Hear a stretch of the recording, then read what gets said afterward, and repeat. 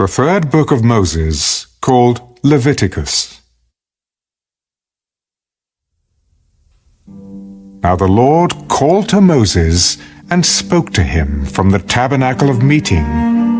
Speak to the children of Israel, and say to them, when any one of you brings an offering to the Lord, you shall bring your offering of the livestock, of the herd, and of the flock.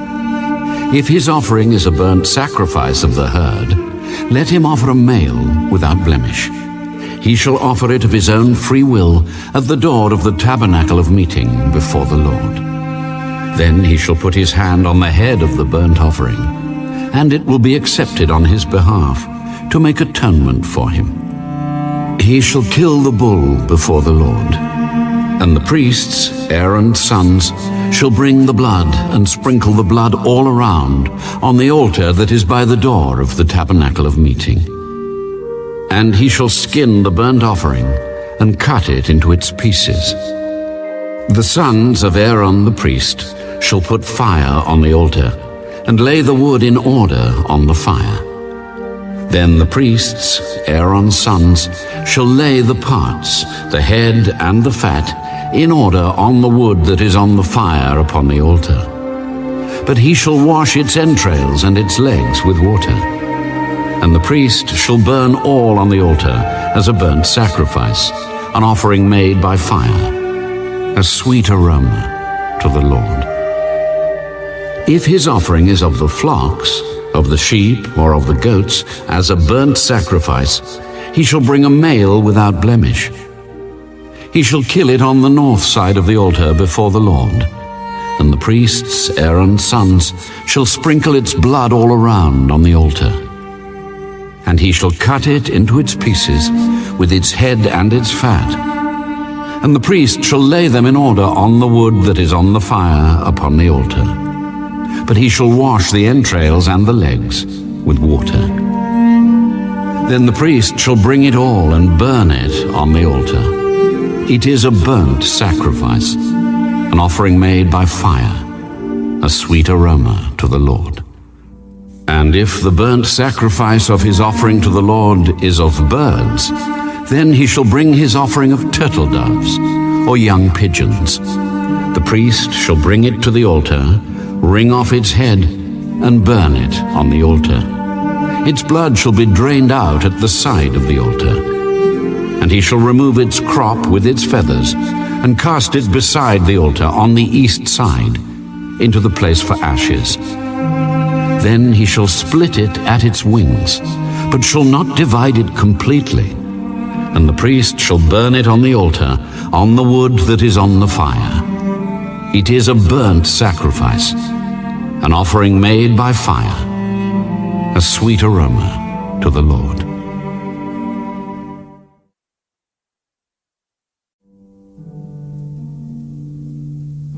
When anyone offers a grain offering to the Lord, his offering shall be of fine flour, and he shall pour oil on it, and put frankincense on it. He shall bring it to Aaron's sons, the priests, one of whom shall take from it his handful of fine flour and oil with all the frankincense. And the priest shall burn it as a memorial on the altar, an offering made by fire, a sweet aroma to the Lord.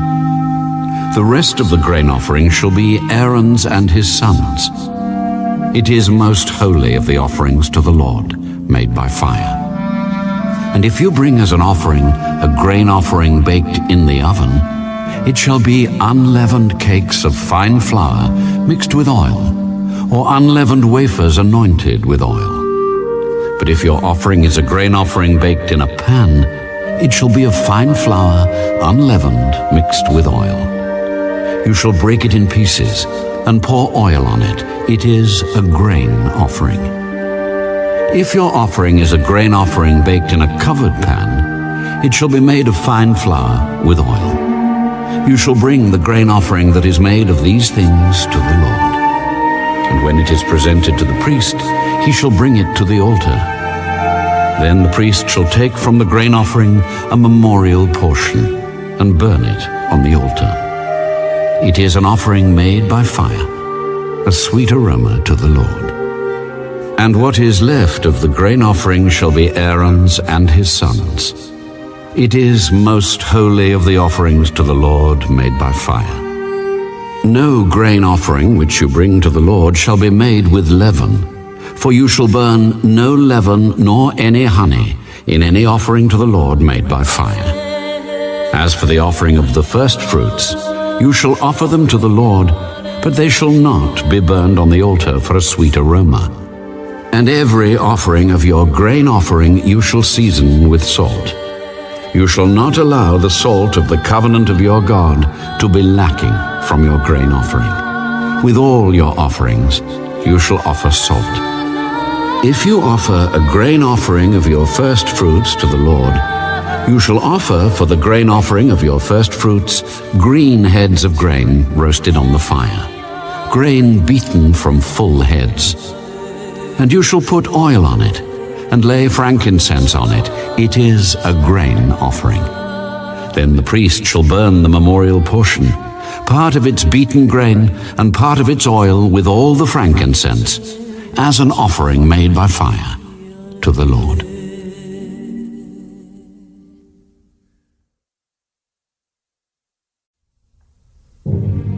When his offering is a sacrifice of a peace offering, if he offers it of the herd, whether male or female, he shall offer it without blemish before the Lord. And he shall lay his hand on the head of his offering, and kill it at the door of the tabernacle of meeting. And Aaron's sons, the priests, shall sprinkle the blood all around on the altar. Then he shall offer from the sacrifice of the peace offering an offering made by fire to the Lord. The fat that covers the entrails, and all the fat that is on the entrails, the 2 kidneys, and the fat that is on them by the flanks, and the fatty lobe attached to the liver above the kidneys, he shall remove. And Aaron's sons shall burn it on the altar upon the burnt sacrifice, which is on the wood that is on the fire, as an offering made by fire, a sweet aroma to the Lord. If his offering as a sacrifice of a peace offering to the Lord is of the flock, whether male or female, he shall offer it without blemish. If he offers a lamb as his offering, then he shall offer it before the Lord. And he shall lay his hand on the head of his offering, and kill it before the tabernacle of meeting. And Aaron's sons shall sprinkle its blood all around on the altar. Then he shall offer from the sacrifice of the peace offering, as an offering made by fire to the Lord, its fat, and the whole fat tail, which he shall remove close to the backbone. And the fat that covers the entrails, and all the fat that is on the entrails, the 2 kidneys, and the fat that is on them by the flanks, and the fatty lobe attached to the liver above the kidneys, he shall remove. And the priest shall burn them on the altar as food, an offering made by fire to the Lord. And if his offering is a goat, then he shall offer it before the Lord. He shall lay his hand on its head, and kill it before the tabernacle of meeting. And the sons of Aaron shall sprinkle its blood all around on the altar. Then he shall offer from it his offering, as an offering made by fire to the Lord. The fat that covers the entrails, and all the fat that is on the entrails, the 2 kidneys, and the fat that is on them by the flanks, and the fatty lobe attached to the liver above the kidneys, he shall remove. And the priest shall burn them on the altar as food, an offering made by fire for a sweet aroma. All the fat is the Lord's. This shall be a perpetual statute throughout your generations in all your dwellings. You shall eat neither fat nor blood.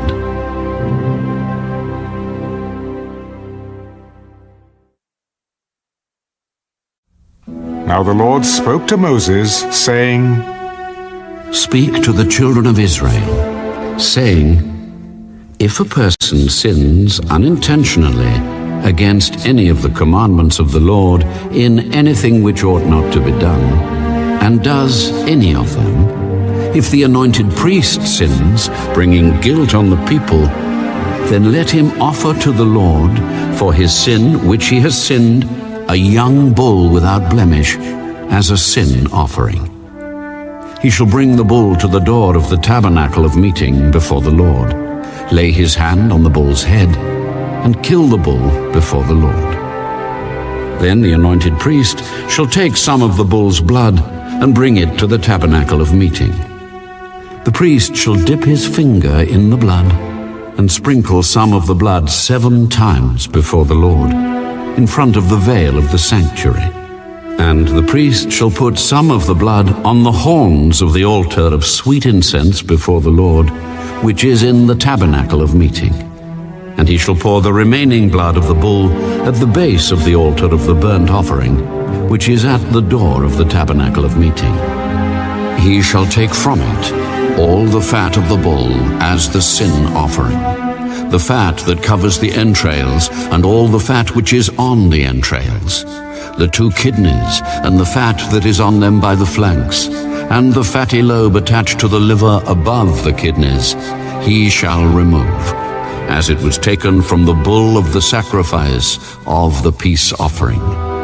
And the priest shall burn them on the altar of the burnt offering.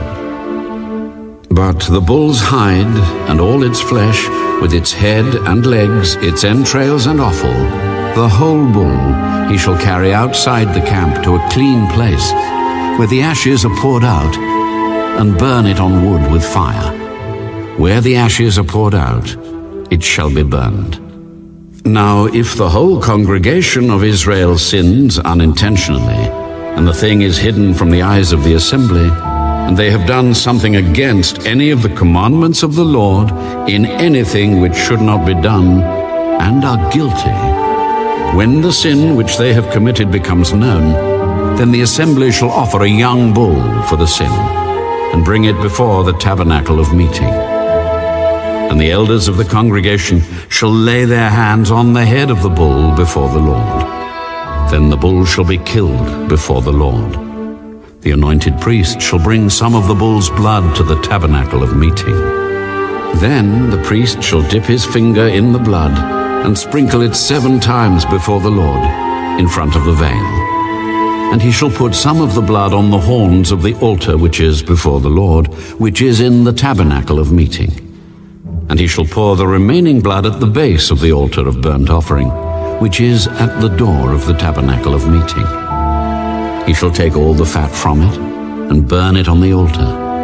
And he shall do with the bull as he did with the bull as a sin offering.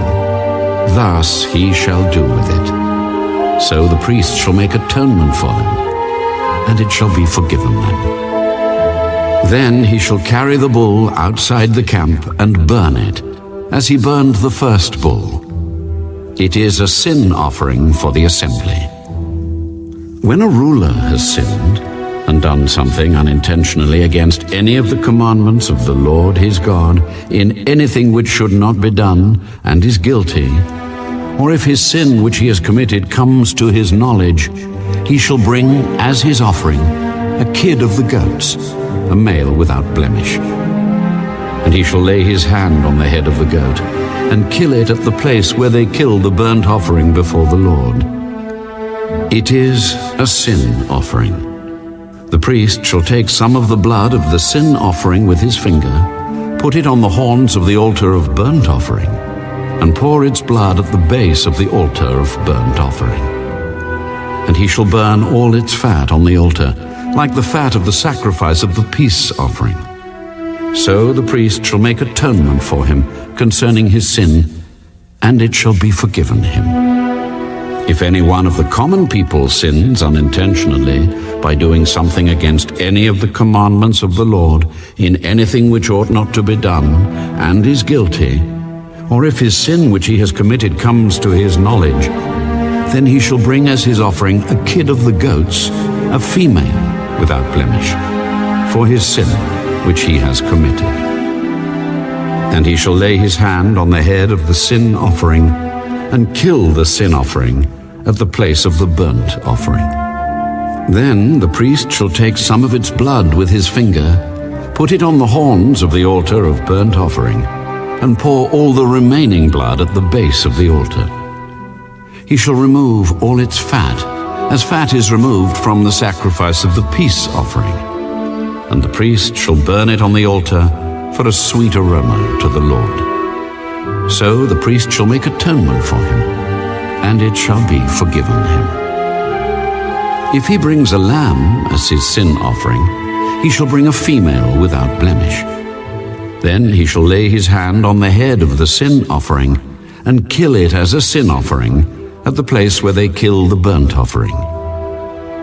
The priest shall take some of the blood of the sin offering with his finger, put it on the horns of the altar of burnt offering, and pour all the remaining blood at the base of the altar. He shall remove all its fat, as the fat of the lamb is removed from the sacrifice of the peace offering.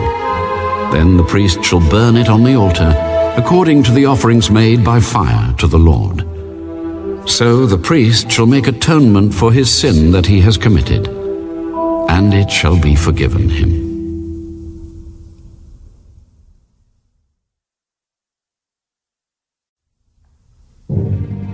If a person sins in hearing the utterance of an oath, and is a witness, whether he has seen or known of the matter, if he does not tell it, he bears guilt. Or if a person touches any unclean thing, whether it is the carcass of an unclean beast, or the carcass of unclean livestock, or the carcass of unclean creeping things, and he is unaware of it, he also shall be unclean and guilty. Or if he touches human uncleanness, whatever uncleanness with which a man may be defiled, and he is unaware of it, when he realizes it, then he shall be guilty. Or if a person swears, speaking thoughtlessly with his lips, to do evil or to do good, whatever it is that a man may pronounce by an oath, and he is unaware of it, when he realizes it, then he shall be guilty in any of these matters. And it shall be, when he is guilty in any of these matters, that he shall confess that he has sinned in that thing. And he shall bring his trespass offering to the Lord for his sin which he has committed, a female from the flock, a lamb, or a kid of the goats, as a sin offering. So the priest shall make atonement for him concerning his sin. If he is not able to bring a lamb, then he shall bring to the Lord for his trespass which he has committed 2 turtle doves or 2 young pigeons, one as a sin offering and the other as a burnt offering. And he shall bring them to the priest, who shall offer that which is for the sin offering first, and wring off its head from its neck, but shall not divide it completely. Then he shall sprinkle some of the blood of the sin offering on the side of the altar, and the rest of the blood shall be drained out at the base of the altar. It is a sin offering. And he shall offer the second as a burnt offering, according to the prescribed manner. So the priest shall make atonement on his behalf for his sin which he has committed, and it shall be forgiven him. But if he is not able to bring 2 turtle doves or 2 young pigeons, then he who sinned shall bring for his offering 1/10 of an ephah of fine flour as a sin offering. He shall put no oil on it, nor shall he put frankincense on it, for it is a sin offering. Then he shall bring it to the priest, and the priest shall take his handful of it as a memorial portion, and burn it on the altar according to the offerings made by fire to the Lord. It is a sin offering. The priest shall make atonement for him for his sin that he has committed in any of these matters, and it shall be forgiven him. The rest shall be the priest's as a grain offering. Then the Lord spoke to Moses. If a person commits a trespass and sins unintentionally in regard to the holy things of the Lord, then he shall bring to the Lord as his trespass offering a ram without blemish from the flocks, with your valuation in shekels of silver, according to the shekel of the sanctuary, as a trespass offering. And he shall make restitution for the harm that he has done in regard to the holy thing, and shall add 1/5 to it, and give it to the priest. So the priest shall make atonement for him with the ram of the trespass offering, and it shall be forgiven him. If a person sins and commits any of these things which are forbidden to be done by the commandments of the Lord, though he does not know it, yet he is guilty, and shall bear his iniquity. And he shall bring to the priest a ram without blemish from the flock, with your valuation, as a trespass offering. So the priest shall make atonement for him regarding his ignorance in which he erred, and did not know it, and it shall be forgiven him. It is a trespass offering. He has certainly trespassed against the Lord.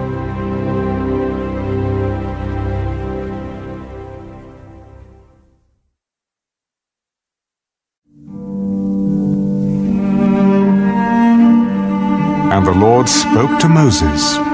If a person sins and commits a trespass against the Lord by lying to his neighbor about what was delivered to him for safekeeping, or about a pledge, or about a robbery, or if he has extorted from his neighbor, or if he has found what was lost and lies concerning it, and swears falsely, in any one of these things that a man may do in which he sins, then it shall be, because he has sinned and is guilty, that he shall restore what he has stolen, or the thing which he has extorted, or what was delivered to him for safekeeping, or the lost thing which he found, or all that about which he has sworn falsely. He shall restore its full value, add 1/5 more to it, and give it to whomever it belongs on the day of his trespass offering. And he shall bring his trespass offering to the Lord, a ram without blemish from the flock, with your valuation, as a trespass offering to the priest.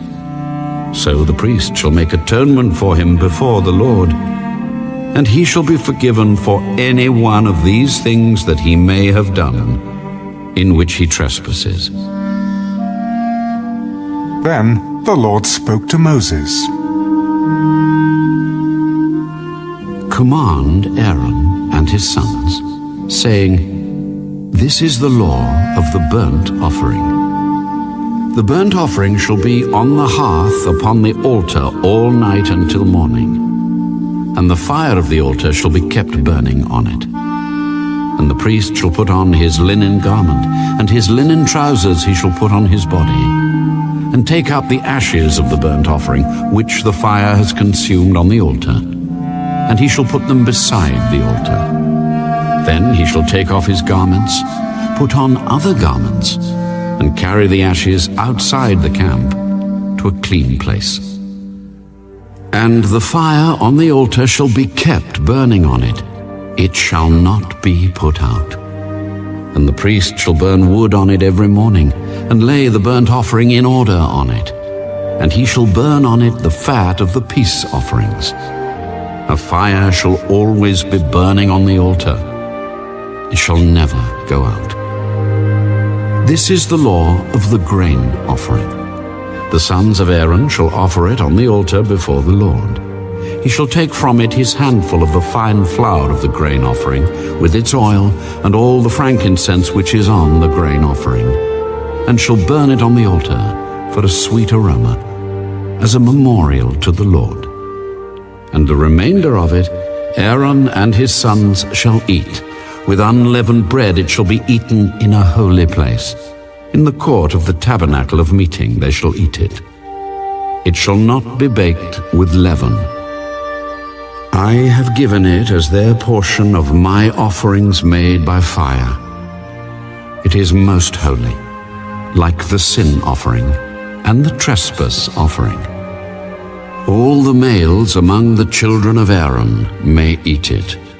It shall be a statute forever in your generations concerning the offerings made by fire to the Lord.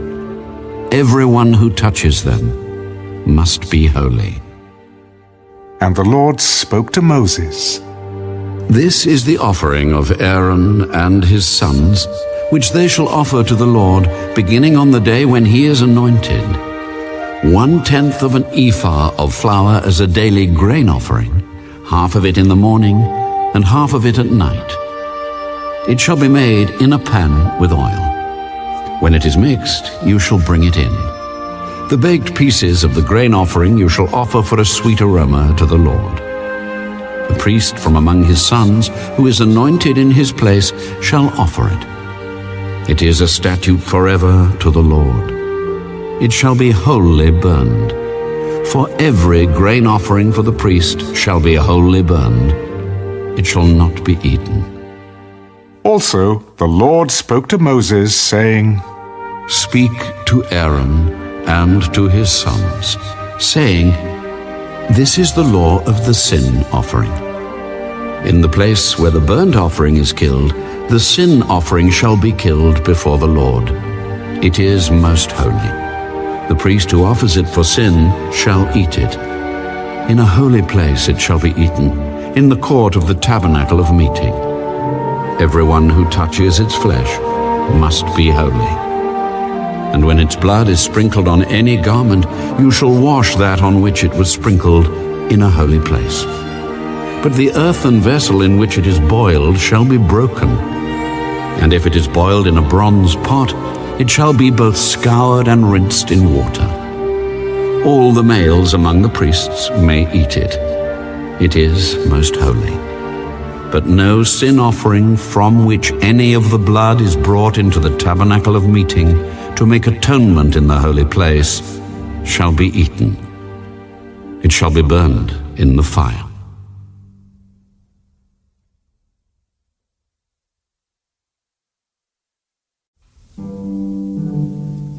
Likewise, this is the law of the trespass offering.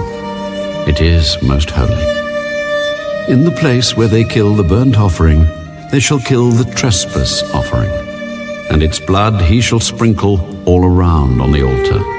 And he shall offer from it all its fat, the fat tail and the fat that covers the entrails, the 2 kidneys and the fat that is on them by the flanks, and the fatty lobe attached to the liver above the kidneys, he shall remove. And the priest shall burn them on the altar as an offering made by fire to the Lord. It is a trespass offering. Every male among the priests may eat it. It shall be eaten in a holy place. It is most holy. The trespass offering is like the sin offering. There is one law for them both. The priest who makes atonement with it shall have it, and the priest who offers anyone's burnt offering, that priest shall have for himself the skin of the burnt offering which he has offered. Also every grain offering that is baked in the oven, and all that is prepared in the covered pan or in a pan, shall be the priest's who offers it. Every grain offering, whether mixed with oil or dry, shall belong to all the sons of Aaron, to one as much as the other. This is the law of the sacrifice of peace offerings, which he shall offer to the Lord. If he offers it for a thanksgiving, then he shall offer with the sacrifice of thanksgiving unleavened cakes mixed with oil, unleavened wafers anointed with oil, or cakes of blended flour mixed with oil. Besides the cakes, as his offering he shall offer leavened bread with the sacrifice of thanksgiving of his peace offering. And from it he shall offer 1 cake from each offering as a heave offering to the Lord. It shall belong to the priest who sprinkles the blood of the peace offering. The flesh of the sacrifice of his peace offering for thanksgiving shall be eaten the same day it is offered. He shall not leave any of it until morning. But if the sacrifice of his offering is a vow or a voluntary offering, it shall be eaten the same day that he offers his sacrifice. But on the next day, the remainder of it also may be eaten. The remainder of the flesh of the sacrifice on the 3rd day must be burned with fire. And if any of the flesh of the sacrifice of his peace offering is eaten at all on the 3rd day, it shall not be accepted, nor shall it be imputed to him. It shall be an abomination to him who offers it, and the person who eats of it shall bear guilt. The flesh that touches any unclean thing shall not be eaten. It shall be burned with fire. And as for the clean flesh, all who are clean may eat of it. But the person who eats the flesh of the sacrifice of the peace offering that belongs to the Lord while he is unclean, that person shall be cut off from his people. Moreover, the person who touches any unclean thing, such as human uncleanness, an unclean animal, or any abominable unclean thing, and who eats the flesh of the sacrifice of the peace offering that belongs to the Lord, that person shall be cut off from his people. And the Lord spoke to Moses. Speak to the children of Israel, saying, You shall not eat any fat of ox or sheep or goat, and the fat of an animal that dies naturally, and the fat of what is torn by wild beasts may be used in any other way, but you shall by no means eat it. For whoever eats the fat of the animal of which men offer an offering made by fire to the Lord, the person who eats it shall be cut off from his people. Moreover, you shall not eat any blood in any of your dwellings, whether of bird or beast. Whoever eats any blood, that person shall be cut off from his people. Then the Lord spoke to Moses. Speak to the children of Israel, saying, He who offers the sacrifice of his peace offering to the Lord shall bring his offering to the Lord from the sacrifice of his peace offering. His own hands shall bring the offerings made by fire to the Lord. The fat with the breast he shall bring, that the breast may be waved as a wave offering before the Lord. And the priest shall burn the fat on the altar, but the breast shall be Aaron's and his sons'. Also the right thigh you shall give to the priest as a heave offering from the sacrifices of your peace offerings. He among the sons of Aaron who offers the blood of the peace offering and the fat shall have the right thigh for his part. For the breast of the wave offering and the thigh of the heave offering I have taken from the children of Israel, from the sacrifices of their peace offerings, and I have given them to Aaron the priest, and to his sons from the children of Israel by a statute forever. This is the consecrated portion for Aaron and his sons, from the offerings made by fire to the Lord on the day when Moses presented them to minister to the Lord as priests. The Lord commanded this to be given to them by the children of Israel on the day that he anointed them, by a statute forever throughout their generations. This is the law of the burnt offering, the grain offering, the sin offering, the trespass offering, the consecrations, and the sacrifice of the peace offering, which the Lord commanded Moses on Mount Sinai, on the day when he commanded the children of Israel to offer their offerings to the Lord in the wilderness of Sinai.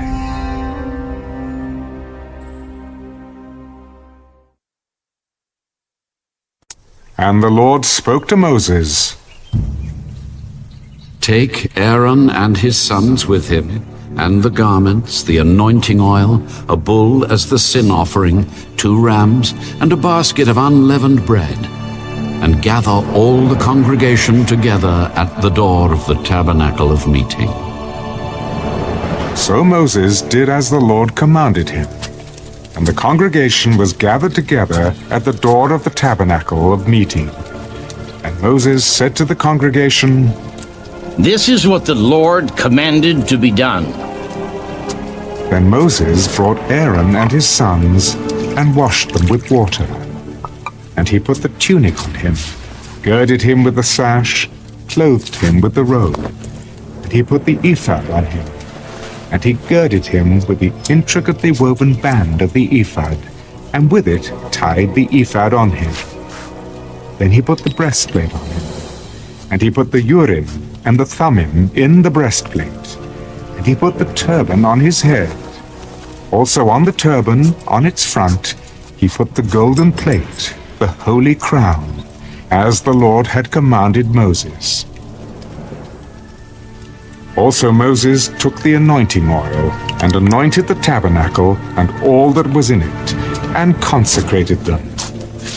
He sprinkled some of it on the altar 7 times, anointed the altar and all its utensils, and the laver and its base, to consecrate them. And he poured some of the anointing oil on Aaron's head, and anointed him, to consecrate him. Then Moses brought Aaron's sons, and put tunics on them, girded them with sashes, and put hats on them, as the Lord had commanded Moses. And he brought the bull for the sin offering. Then Aaron and his sons laid their hands on the head of the bull for the sin offering, and Moses killed it. Then he took the blood, and put some on the horns of the altar all around with his finger, and purified the altar. And he poured the blood at the base of the altar, and consecrated it to make atonement for it. Then he took all the fat that was on the entrails, the fatty lobe attached to the liver, and the 2 kidneys with their fat, and Moses burned them on the altar. But the bull, its hide, its flesh, and its offal, he burned with fire outside the camp, as the Lord had commanded Moses. Then he brought the ram as the burnt offering. And Aaron and his sons laid their hands on the head of the ram, and Moses killed it. Then he sprinkled the blood all around on the altar, and he cut the ram into pieces. And Moses burnt the head, the pieces, and the fat. Then he washed the entrails and the legs in water. And Moses burned the whole ram on the altar. It was a burnt sacrifice for a sweet aroma, an offering made by fire to the Lord, as the Lord had commanded Moses. And he brought the second ram, the ram of consecration. Then Aaron and his sons laid their hands on the head of the ram, and Moses killed it. Also he took some of its blood, and put it on the tip of Aaron's right ear, on the thumb of his right hand, and on the big toe of his right foot. Then he brought Aaron's sons, and Moses put some of the blood on the tips of their right ears, on the thumbs of their right hands, and on the big toes of their right feet. And Moses sprinkled the blood all around on the altar. Then he took the fat, and the fat tail, all the fat that was on the entrails, the fatty lobe attached to the liver, the 2 kidneys and their fat, and the right thigh. And from the basket of unleavened bread that was before the Lord, he took 1 unleavened cake, a cake of bread anointed with oil, and 1 wafer, and put them on the fat, and on the right thigh. And he put all these in Aaron's hands, and in his sons' hands, and waved them as a wave offering before the Lord. Then Moses took them from their hands, and burned them on the altar, on the burnt offering. They were consecration offerings for a sweet aroma. That was an offering made by fire to the Lord. And Moses took the breast, and waved it as a wave offering before the Lord.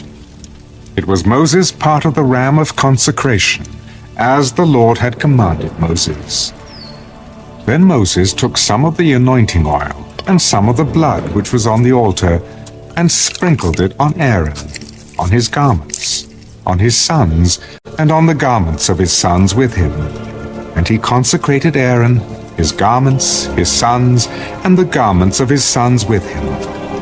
And Moses said to Aaron and his sons, Boil the flesh at the door of the tabernacle of meeting, and eat it there with the bread that is in the basket of consecration offerings, as I commanded, saying, Aaron and his sons shall eat it. What remains of the flesh and of the bread you shall burn with fire, and you shall not go outside the door of the tabernacle of meeting for 7 days, until the days of your consecration are ended. For 7 days he shall consecrate you, as he has done this day, so the Lord has commanded to do, to make atonement for you. Therefore, You shall stay at the door of the tabernacle of meeting day and night for 7 days, and keep the charge of the Lord, so that you may not die. For so I have been commanded. So Aaron and his sons did all the things that the Lord had commanded by the hand of Moses.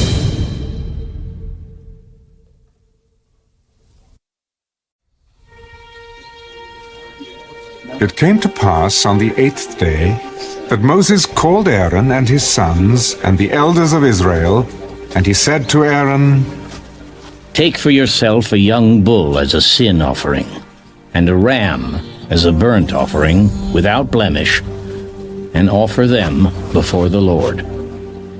And to the children of Israel you shall speak, saying, Take a kid of the goats as a sin offering, and a calf and a lamb, both of the first year, without blemish, as a burnt offering, also a bull and a ram as peace offerings, to sacrifice before the Lord, and a grain offering mixed with oil. For today the Lord will appear to you. So they brought what Moses commanded before the tabernacle of meeting. And all the congregation drew near and stood before the Lord.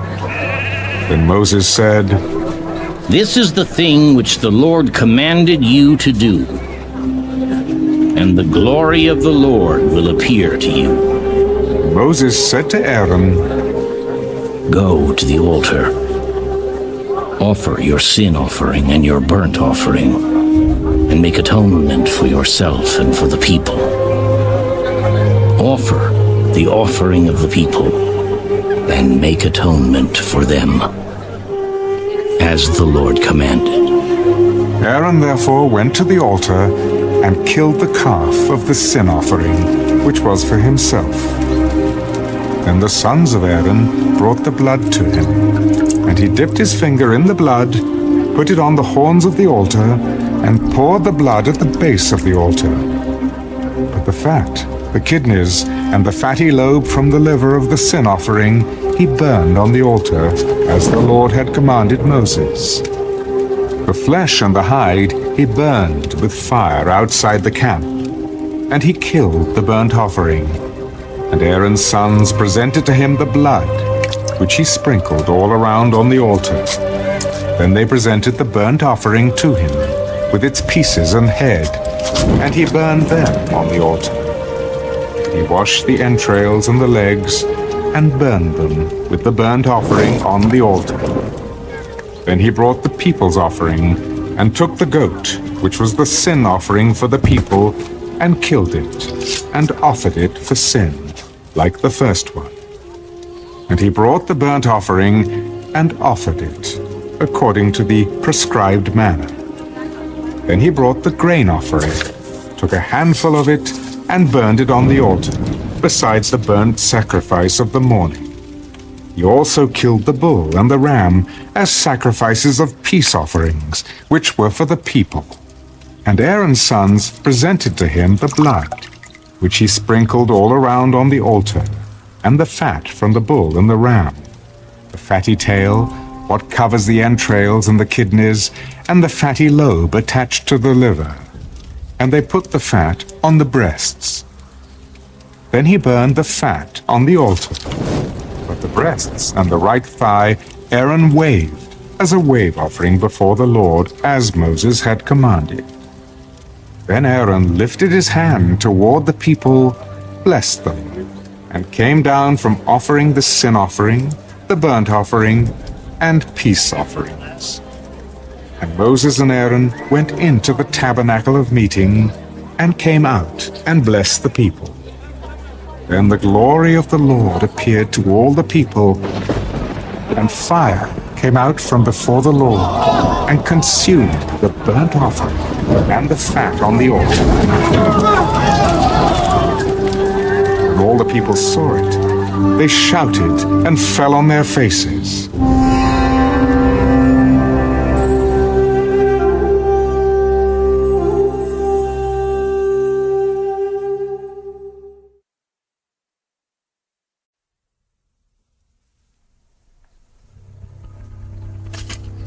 Then Nadab and Abihu, the sons of Aaron, each took his censer and put fire in it, put incense on it, and offered profane fire before the Lord, which he had not commanded them. So fire went out from the Lord and devoured them. And they died before the Lord. And Moses said to Aaron, This is what the Lord spoke, saying, By those who come near me I must be regarded as holy, and before all the people I must be glorified. So Aaron held his peace. Then Moses called Mishael and Elzaphan, the sons of Uzziel, the uncle of Aaron, and said to them, Come near, carry your brethren from before the sanctuary out of the camp. So they went near and carried them by their tunics out of the camp, as Moses had said. And Moses said to Aaron and to Eleazar and Ithamar his sons, Do not uncover your heads, nor tear your clothes, lest you die, and wrath come upon all the people. But let your brethren, the whole house of Israel, bewail the burning which the Lord has kindled. You shall not go out from the door of the tabernacle of meeting, lest you die. For the anointing oil of the Lord is upon you. And they did according to the word of Moses. And the Lord spoke to Aaron, Do not drink wine or intoxicating drink, you nor your sons with you, when you go into the tabernacle of meeting, lest you die. It shall be a statute forever throughout your generations, that you may distinguish between holy and unholy, and between unclean and clean, and that you may teach the children of Israel all the statutes which the Lord has spoken to them by the hand of Moses. And Moses spoke to Aaron and to Eleazar and Ithamar his sons who were left. Take the grain offering that remains of the offerings made by fire to the Lord, and eat it without leaven beside the altar, for it is most holy. You shall eat it in a holy place, because it is your due and your sons' due, of the sacrifices made by fire to the Lord, for so I have been commanded. The breast of the wave offering and the thigh of the heave offering you shall eat in a clean place, you, your sons, and your daughters with you. For they are your due and your sons' due, which are given from the sacrifices of peace offerings of the children of Israel. The thigh of the heave offering and the breast of the wave offering they shall bring with the offerings of fat made by fire, to offer as a wave offering before the Lord. And it shall be yours and your sons with you by a statute forever, as the Lord has commanded. Then Moses made careful inquiry about the goat of the sin offering, and there it was, burned up. And he was angry with Eleazar and Ithamar, the sons of Aaron, who were left. Why have you not eaten the sin offering in a holy place, since it is most holy, and God has given it to you to bear the guilt of the congregation, to make atonement for them before the Lord? See, its blood was not brought inside the holy place. Indeed, you should have eaten it in a holy place, as I commanded. And Aaron said to Moses, Look, this day they have offered their sin offering and their burnt offering before the Lord. And such things have befallen me. If I had eaten the sin offering today, would it have been accepted in the sight of the Lord? So when Moses heard that, he was content.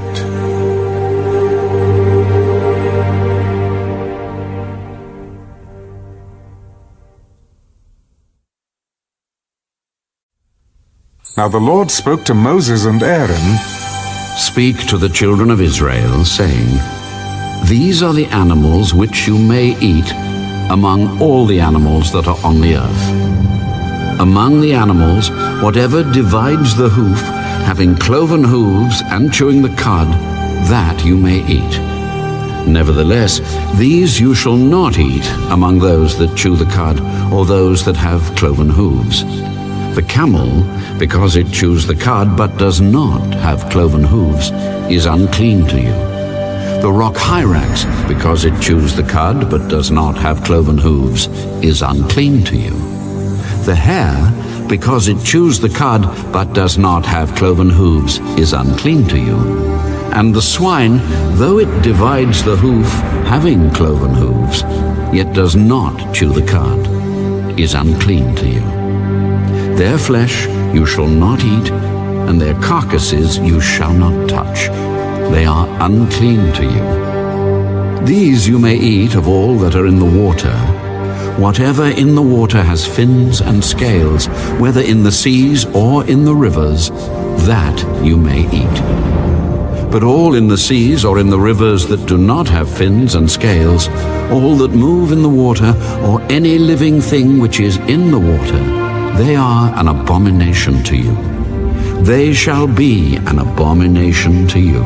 You shall not eat their flesh, but you shall regard their carcasses as an abomination.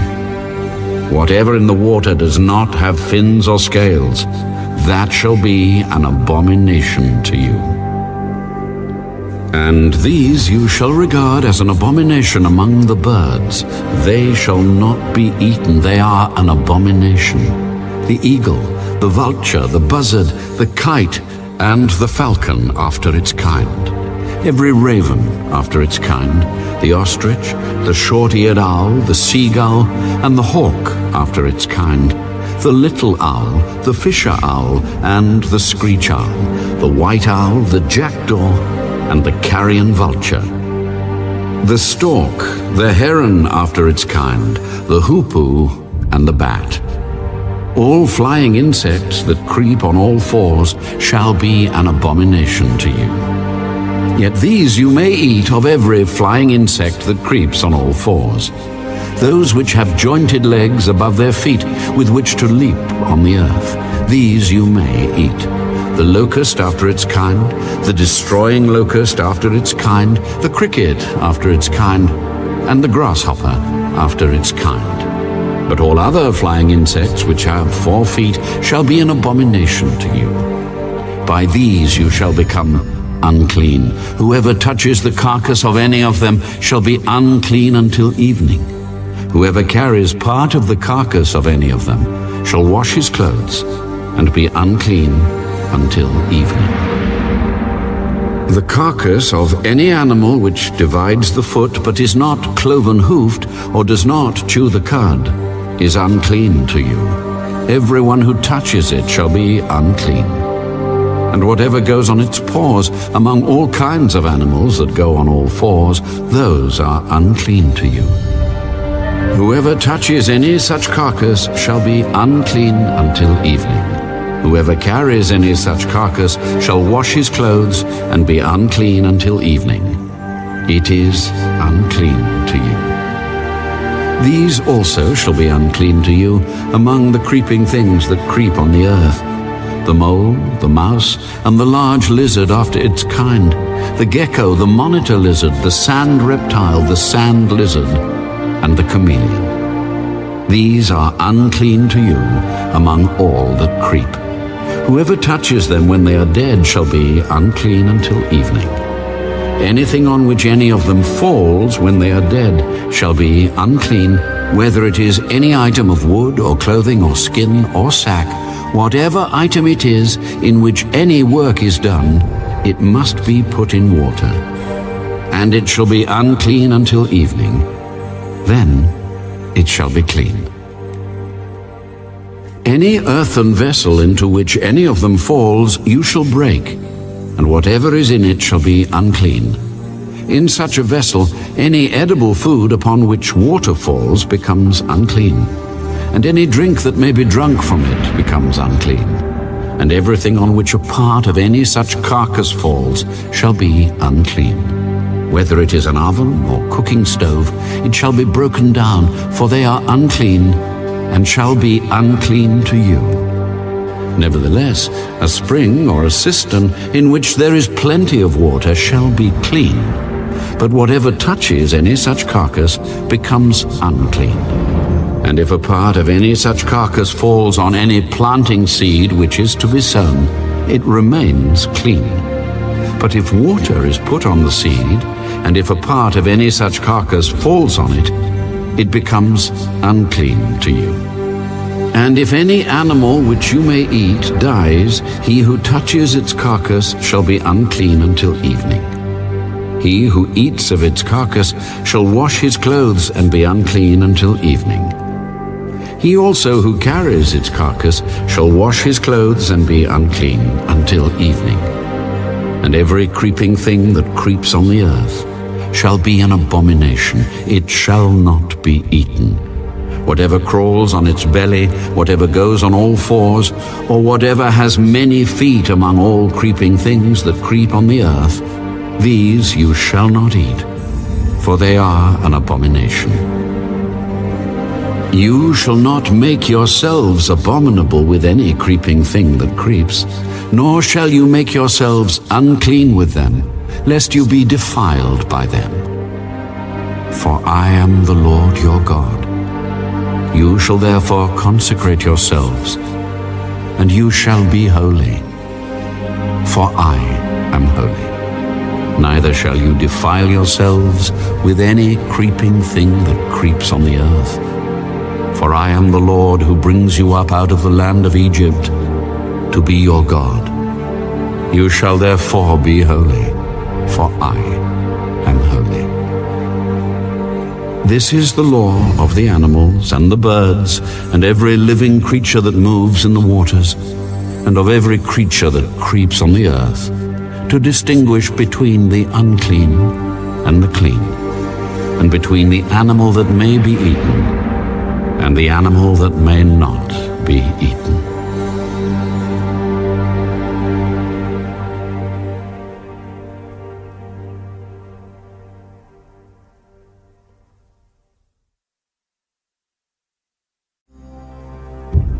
Then the Lord spoke to Moses. Speak to the children of Israel, saying, If a woman has conceived and borne a male child, then she shall be unclean 7 days. As in the days of her customary impurity, she shall be unclean. And on the 8th day, the flesh of his foreskin shall be circumcised. She shall then continue in the blood of her purification 33 days. She shall not touch any hallowed thing, nor come into the sanctuary until the days of her purification are fulfilled. But if she bears a female child, then she shall be unclean 2 weeks, as in her customary impurity, and she shall continue in the blood of her purification 66 days. When the days of her purification are fulfilled, whether for a son or a daughter, she shall bring to the priest a lamb of the first year as a burnt offering, and a young pigeon or a turtle dove as a sin offering to the door of the tabernacle of meeting. Then he shall offer it before the Lord and make atonement for her, and she shall be clean from the flow of her blood. This is the law for her who has borne a male or a female. And if she is not able to bring a lamb, then she may bring 2 turtle doves or 2 young pigeons, one as a burnt offering and the other as a sin offering. So the priest shall make atonement for her, and she will be clean.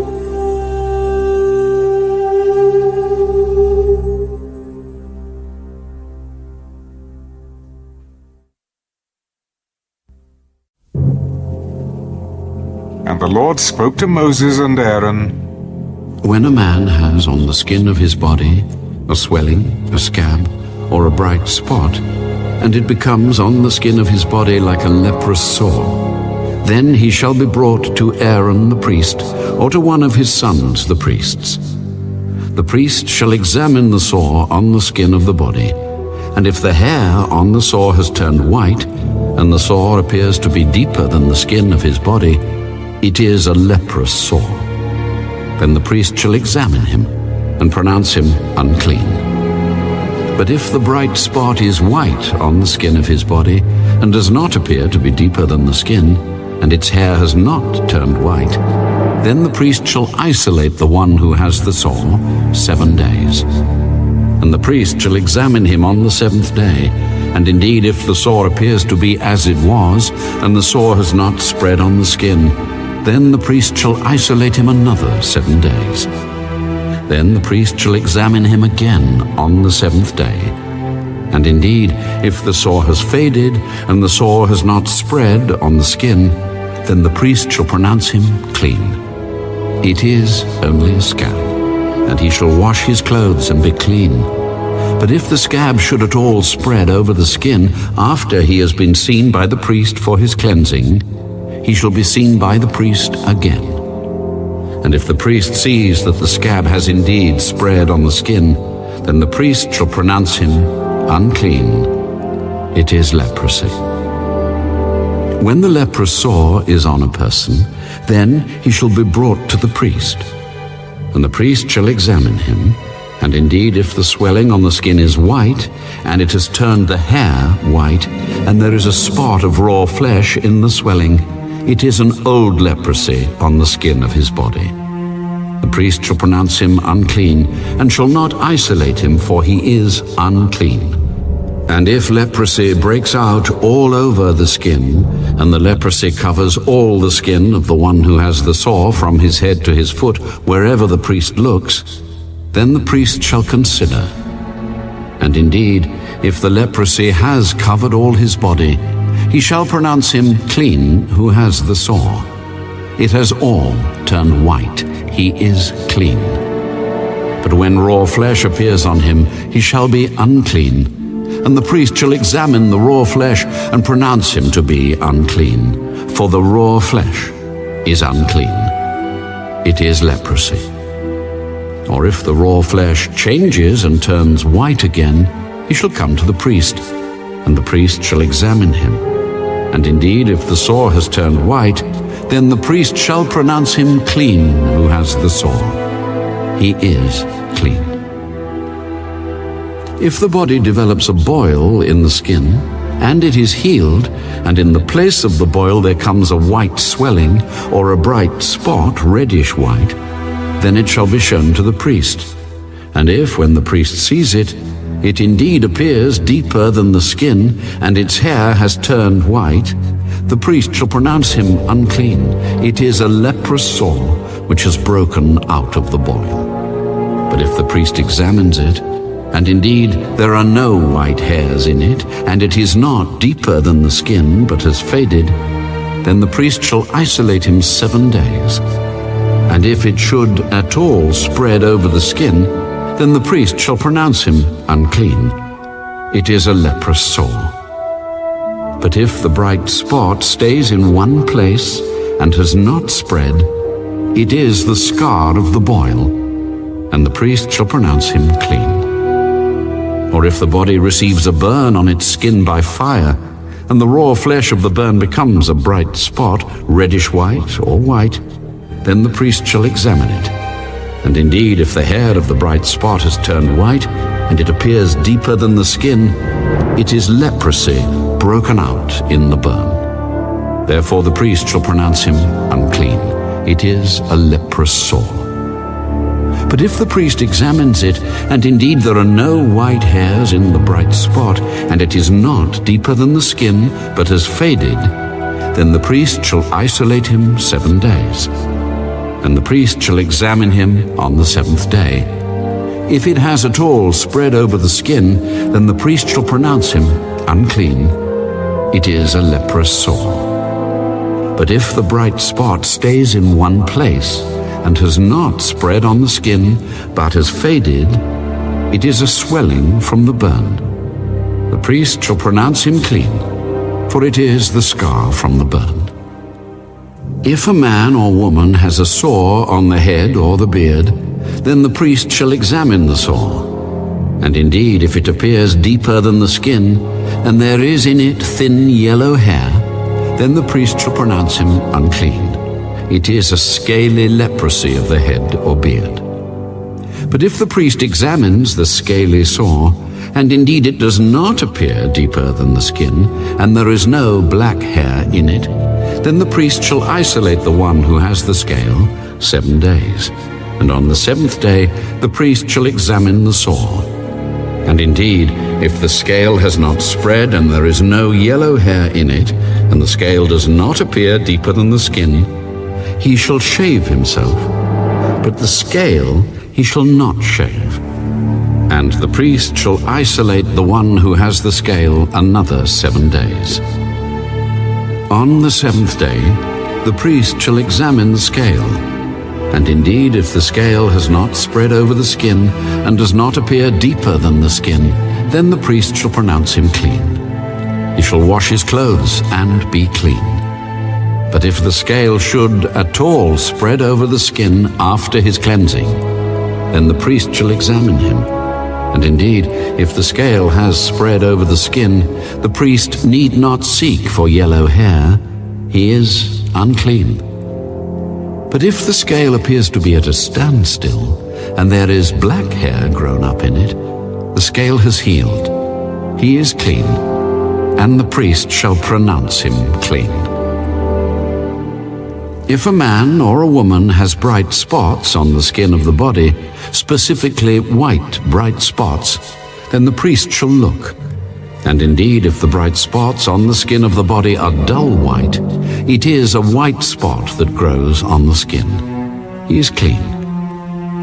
As for the man whose hair has fallen from his head, he is bald, but he is clean. He whose hair has fallen from his forehead, he is bald on the forehead, but he is clean. And if there is on the bald head or bald forehead a reddish white sore, it is leprosy breaking out on his bald head or his bald forehead. Then the priest shall examine it. And indeed, if the swelling of the sore is reddish white on his bald head or on his bald forehead, as the appearance of leprosy on the skin of the body, he is a leprous man. He is unclean. The priest shall surely pronounce him unclean.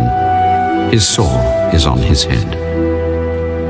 Now the leper on whom the sore is, his clothes shall be torn, and his head bare. And he shall cover his mustache, and cry, unclean, unclean. He shall be unclean. All the days he has the sore, he shall be unclean. He is unclean, and he shall dwell alone. His dwelling shall be outside the camp.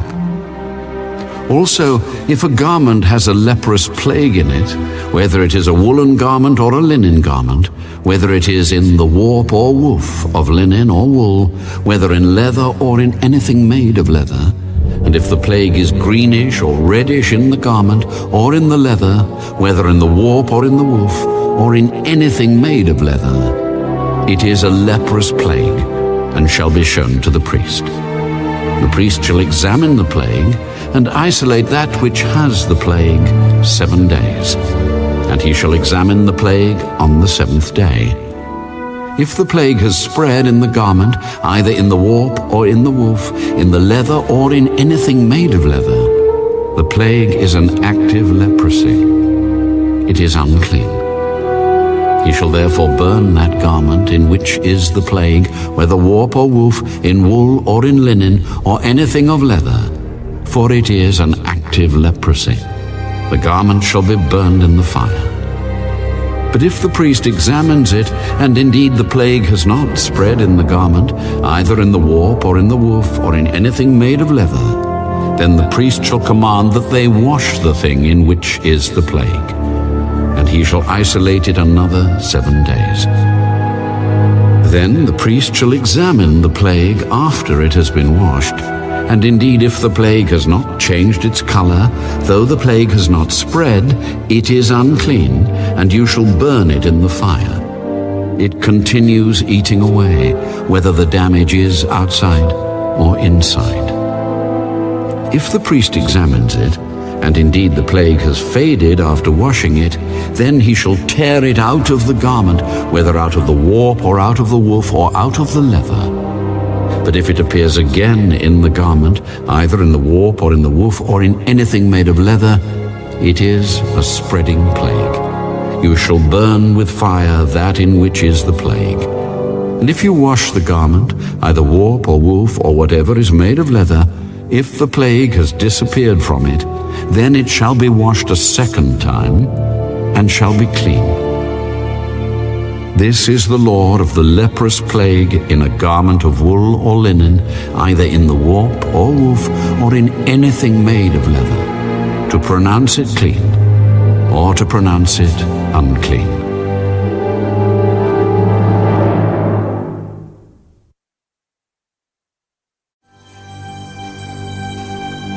Then the Lord spoke to Moses. This shall be the law of the leper for the day of his cleansing.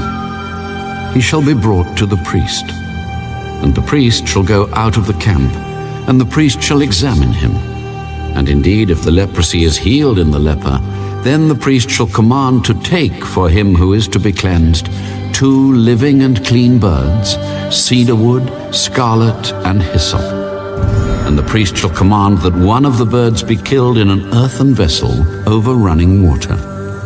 As for the living bird, he shall take it, the cedar wood and the scarlet and the hyssop, and dip them and the living bird in the blood of the bird that was killed over the running water. And he shall sprinkle it 7 times on him who is to be cleansed from the leprosy, and shall pronounce him clean, and shall let the living bird loose in the open field. He who is to be cleansed shall wash his clothes, shave off all his hair, and wash himself in water that he may be clean. After that he shall come into the camp, and shall stay outside his tent 7 days. But on the 7th day he shall shave all the hair off his head and his beard and his eyebrows. All his hair he shall shave off. He shall wash his clothes and wash his body in water, and he shall be clean. And on the 8th day he shall take 2 male lambs without blemish, 1 ewe lamb of the 1st year without blemish, 3/10 of an ephah of fine flour mixed with oil as a grain offering, and 1 log of oil. Then the priest who makes him clean shall present the man who is to be made clean and those things before the Lord at the door of the tabernacle of meeting. And the priest shall take 1 male lamb and offer it as a trespass offering and the log of oil, and wave them as a wave offering before the Lord. Then he shall kill the lamb in the place where he kills the sin offering and the burnt offering, in a holy place. For as the sin offering is the priest's, so is the trespass offering. It is most holy. The priest shall take some of the blood of the trespass offering, and the priest shall put it on the tip of the right ear of him who is to be cleansed, on the thumb of his right hand, and on the big toe of his right foot. And the priest shall take some of the log of oil, and pour it into the palm of his own left hand. Then the priest shall dip his right finger in the oil that is in his left hand, and shall sprinkle some of the oil with his finger 7 times before the Lord. And of the rest of the oil in his hand, the priest shall put some on the tip of the right ear of him who is to be cleansed, on the thumb of his right hand, and on the big toe of his right foot, on the blood of the trespass offering. The rest of the oil that is in the priest's hand he shall put on the head of him who is to be cleansed. So the priest shall make atonement for him before the Lord. Then the priest shall offer the sin offering, and make atonement for him who is to be cleansed from his uncleanness. Afterward he shall kill the burnt offering, and the priest shall offer the burnt offering and the grain offering on the altar. So the priest shall make atonement for him, and he shall be clean. But if he is poor and cannot afford it, then he shall take one male lamb as a trespass offering to be waved, to make atonement for him, 1/10 of an ephah of fine flour mixed with oil as a grain offering, a log of oil, and 2 turtle doves or 2 young pigeons, such as he is able to afford. One shall be a sin offering, and the other a burnt offering. He shall bring them to the priest on the 8th day for his cleansing, to the door of the tabernacle of meeting before the Lord. And the priest shall take the lamb of the trespass offering and the log of oil, and the priest shall wave them as a wave offering before the Lord. Then he shall kill the lamb of the trespass offering, and the priest shall take some of the blood of the trespass offering, and put it on the tip of the right ear of him who is to be cleansed, on the thumb of his right hand, and on the big toe of his right foot. And the priest shall pour some of the oil into the palm of his own left hand. Then the priest shall sprinkle with his right finger some of the oil that is in his left hand 7 times before the Lord. And the priest shall put some of the oil that is in his hand on the tip of the right ear of him who is to be cleansed, on the thumb of the right hand, and on the big toe of his right foot, on the place of the blood of the trespass offering. The rest of the oil that is in the priest's hand he shall put on the head of him who is to be cleansed, to make atonement for him before the Lord. And he shall offer one of the turtle doves or young pigeons, such as he can afford, such as he is able to afford, the one as a sin offering, and the other as a burnt offering, with the grain offering. So the priest shall make atonement for him who is to be cleansed before the Lord. This is the law for one who had a leprous sore, who cannot afford the usual cleansing. And the Lord spoke to Moses and Aaron, When you have come into the land of Canaan, which I give you as a possession, and I put the leprous plague in a house in the land of your possession, and he who owns the house comes and tells the priest, saying, It seems to me that there is some plague in the house, then the priest shall command that they empty the house before the priest goes into it to examine the plague, that all that is in the house may not be made unclean.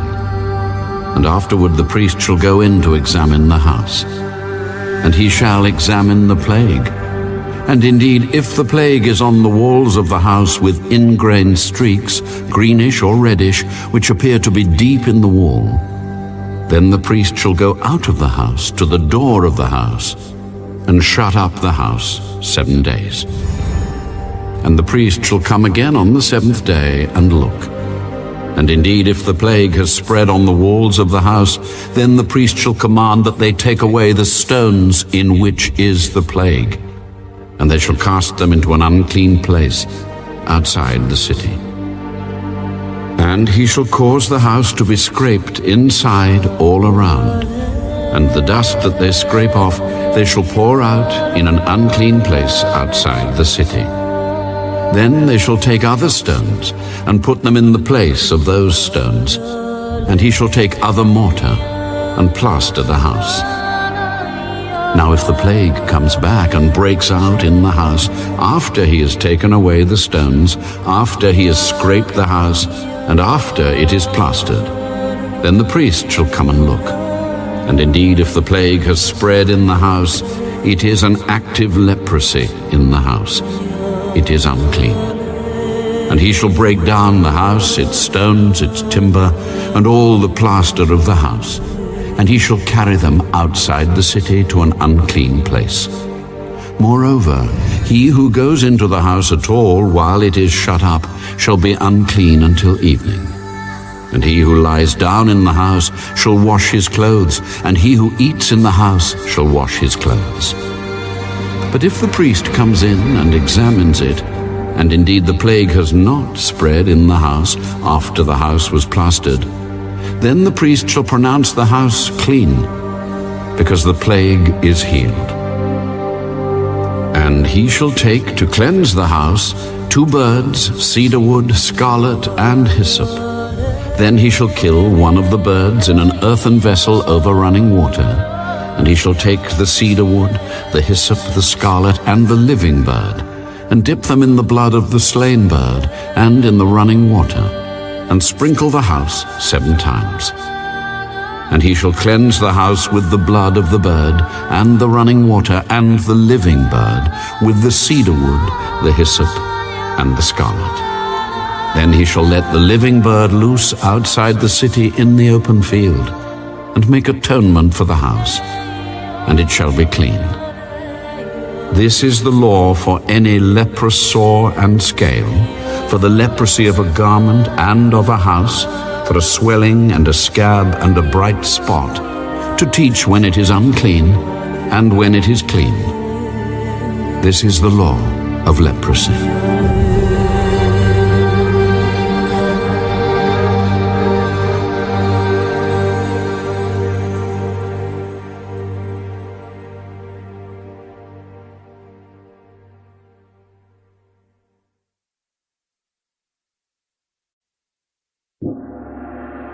And the Lord spoke to Moses and Aaron. Speak to the children of Israel, and say to them, When any man has a discharge from his body, his discharge is unclean.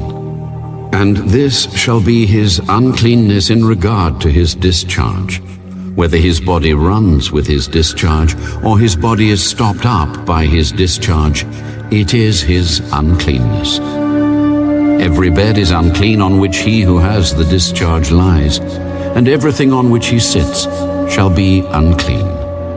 And whoever touches his bed shall wash his clothes and bathe in water, and be unclean until evening. He who sits on anything on which he who has the discharge sat shall wash his clothes and bathe in water, and be unclean until evening.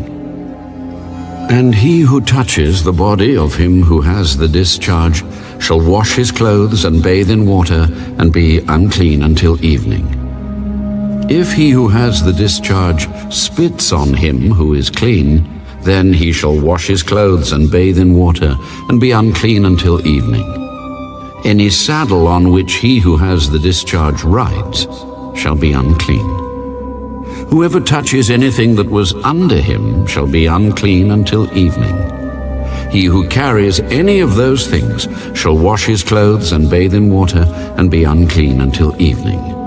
And whomever the one who has the discharge touches, and has not rinsed his hands in water, he shall wash his clothes and bathe in water, and be unclean until evening. The vessel of earth that he who has the discharge touches shall be broken, and every vessel of wood shall be rinsed in water. And when he who has a discharge is cleansed of his discharge, then he shall count for himself 7 days for his cleansing, wash his clothes, and bathe his body in running water. Then he shall be clean. On the 8th day he shall take for himself 2 turtle doves or 2 young pigeons, and come before the Lord to the door of the tabernacle of meeting, and give them to the priest. Then the priest shall offer them, the one as a sin offering, and the other as a burnt offering. So the priest shall make atonement for him before the Lord, because of his discharge. If any man has an emission of semen, then he shall wash all his body in water, and be unclean until evening. And any garment and any leather on which there is semen, it shall be washed with water, and be unclean until evening. Also when a woman lies with a man, and there is an emission of semen, they shall bathe in water, and be unclean until evening. If a woman has a discharge, and the discharge from her body is blood, she shall be set apart 7 days, and whoever touches her shall be unclean until evening. Everything that she lies on during her impurity shall be unclean. Also everything that she sits on shall be unclean. Whoever touches her bed shall wash his clothes and bathe in water, and be unclean until evening. And whoever touches anything she sat on shall wash his clothes and bathe in water, and be unclean until evening. If anything is on her bed, or on anything on which she sits when he touches it, he shall be unclean until evening. And if any man lies with her at all, so that her impurity is on him, he shall be unclean 7 days, and every bed on which he lies shall be unclean. If a woman has a discharge of blood for many days, other than at the time of her customary impurity, or if it runs beyond her usual time of impurity, all the days of her unclean discharge shall be as the days of her customary impurity. She shall be unclean. Every bed on which she lies all the days of her discharge shall be to her as the bed of her impurity. And whatever she sits on shall be unclean, as the uncleanness of her impurity. Whoever touches those things shall be unclean. He shall wash his clothes and bathe in water, and be unclean until evening. But if she is cleansed of her discharge, then she shall count for herself 7 days, and after that she shall be clean. And on the 8th day she shall take for herself 2 turtle doves or 2 young pigeons, and bring them to the priest to the door of the tabernacle of meeting. Then the priest shall offer the one as a sin offering and the other as a burnt offering. And the priest shall make atonement for her before the Lord for the discharge of her uncleanness. Thus you shall separate the children of Israel from their uncleanness, lest they die in their uncleanness when they defile my tabernacle that is among them. This is the law for one who has a discharge, and for him who emits semen and is unclean thereby, and for her who is indisposed because of her customary impurity, and for one who has a discharge, either man or woman, and for him who lies with her, who is unclean.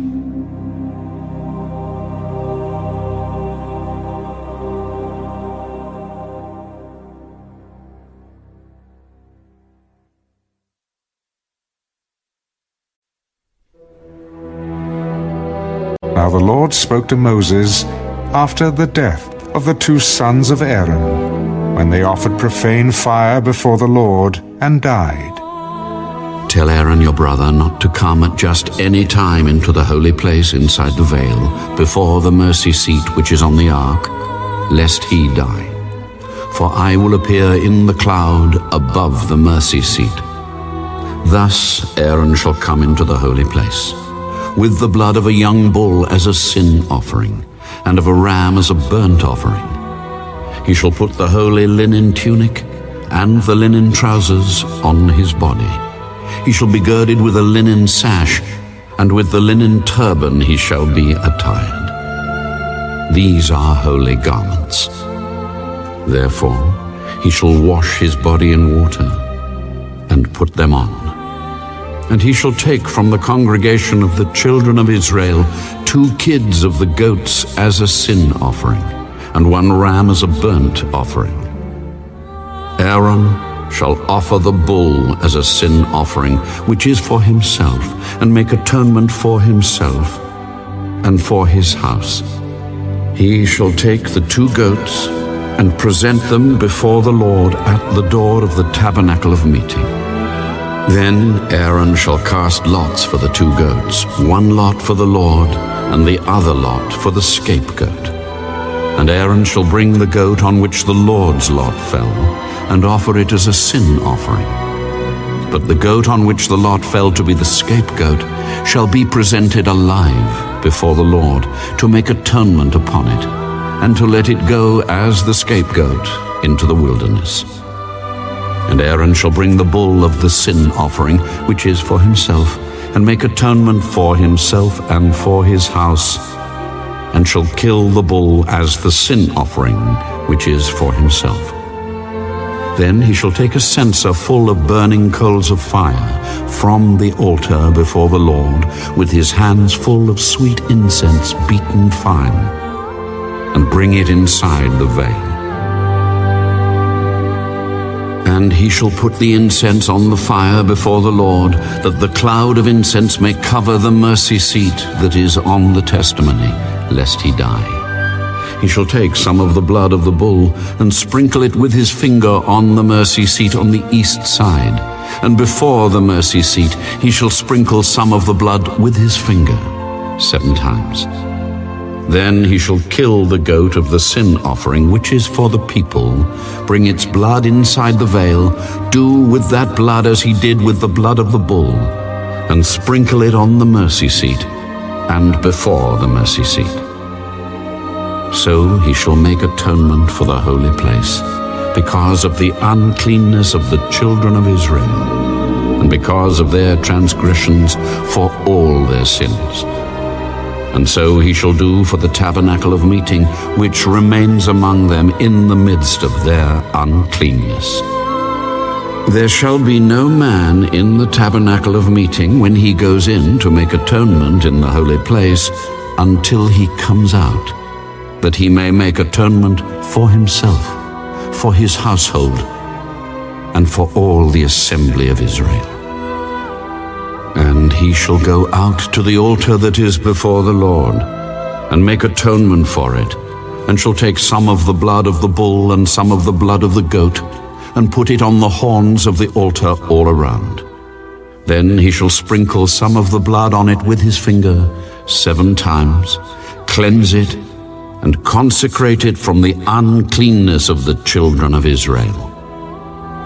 And when he has made an end of atoning for the holy place, the tabernacle of meeting, and the altar, he shall bring the live goat. Aaron shall lay both his hands on the head of the live goat, confess over it all the iniquities of the children of Israel, and all their transgressions, concerning all their sins, putting them on the head of the goat, and shall send it away into the wilderness by the hand of a suitable man.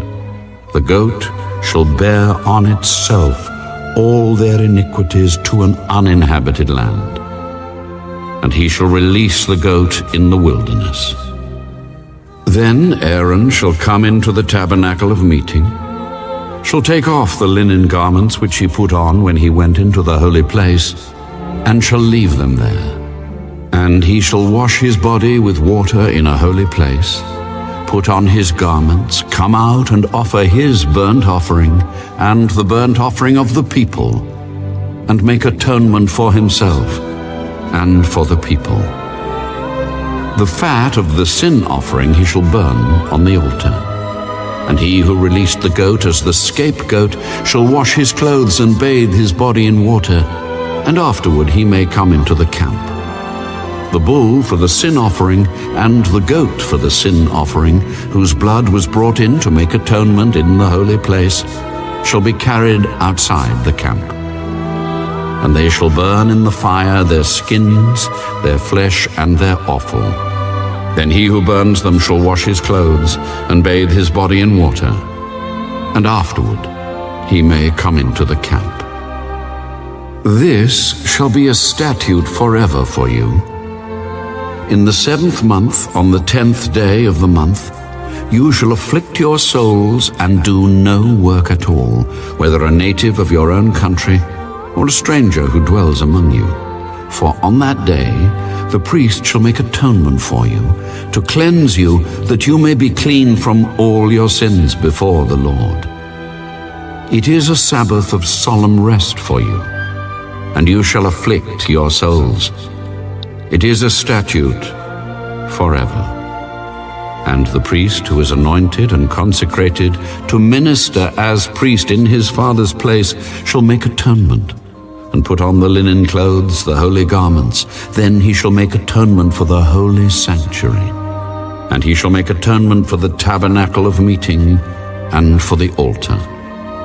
And he shall make atonement for the priests and for all the people of the assembly. This shall be an everlasting statute for you, to make atonement for the children of Israel, for all their sins, once a year. And he did as the Lord commanded Moses.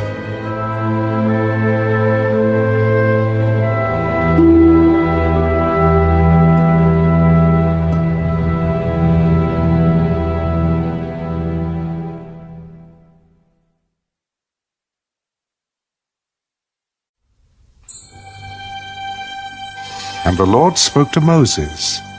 Speak to Aaron, to his sons, and to all the children of Israel, and say to them, This is the thing which the Lord has commanded, saying, Whatever man of the house of Israel who kills an ox or lamb or goat in the camp, or who kills it outside the camp, and does not bring it to the door of the tabernacle of meeting, to offer an offering to the Lord before the tabernacle of the Lord, the guilt of bloodshed shall be imputed to that man. He has shed blood, and that man shall be cut off from among his people, to the end that the children of Israel may bring their sacrifices, which they offer in the open field, that they may bring them to the Lord at the door of the tabernacle of meeting, to the priest, and offer them as peace offerings to the Lord.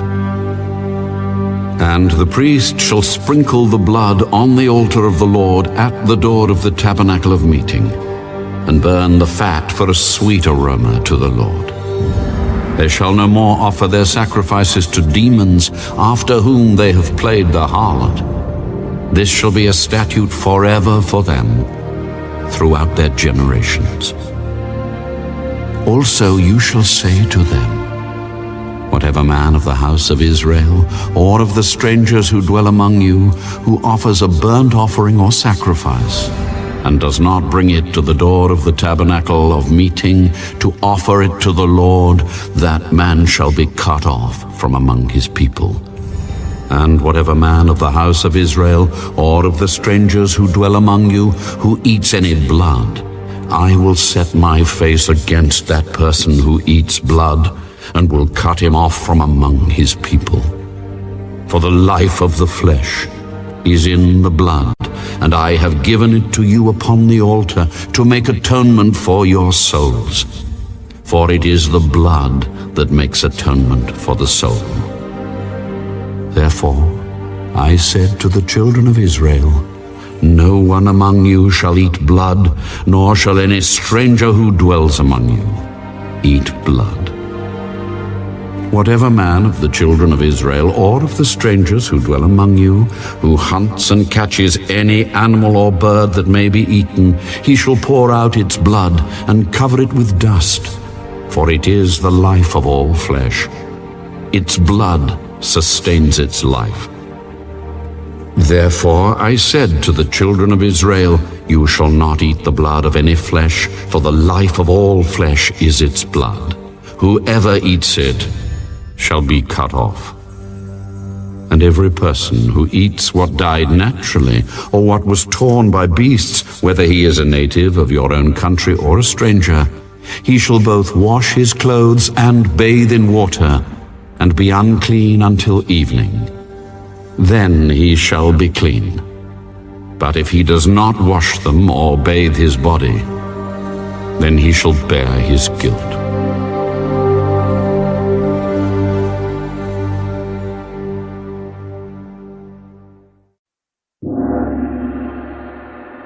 Then the Lord spoke to Moses. Speak to the children of Israel, and say to them, I am the Lord your God. According to the doings of the land of Egypt, where you dwelt, you shall not do. And according to the doings of the land of Canaan, where I am bringing you, you shall not do, nor shall you walk in their ordinances. You shall observe my judgments, and keep my ordinances to walk in them. I am the Lord your God.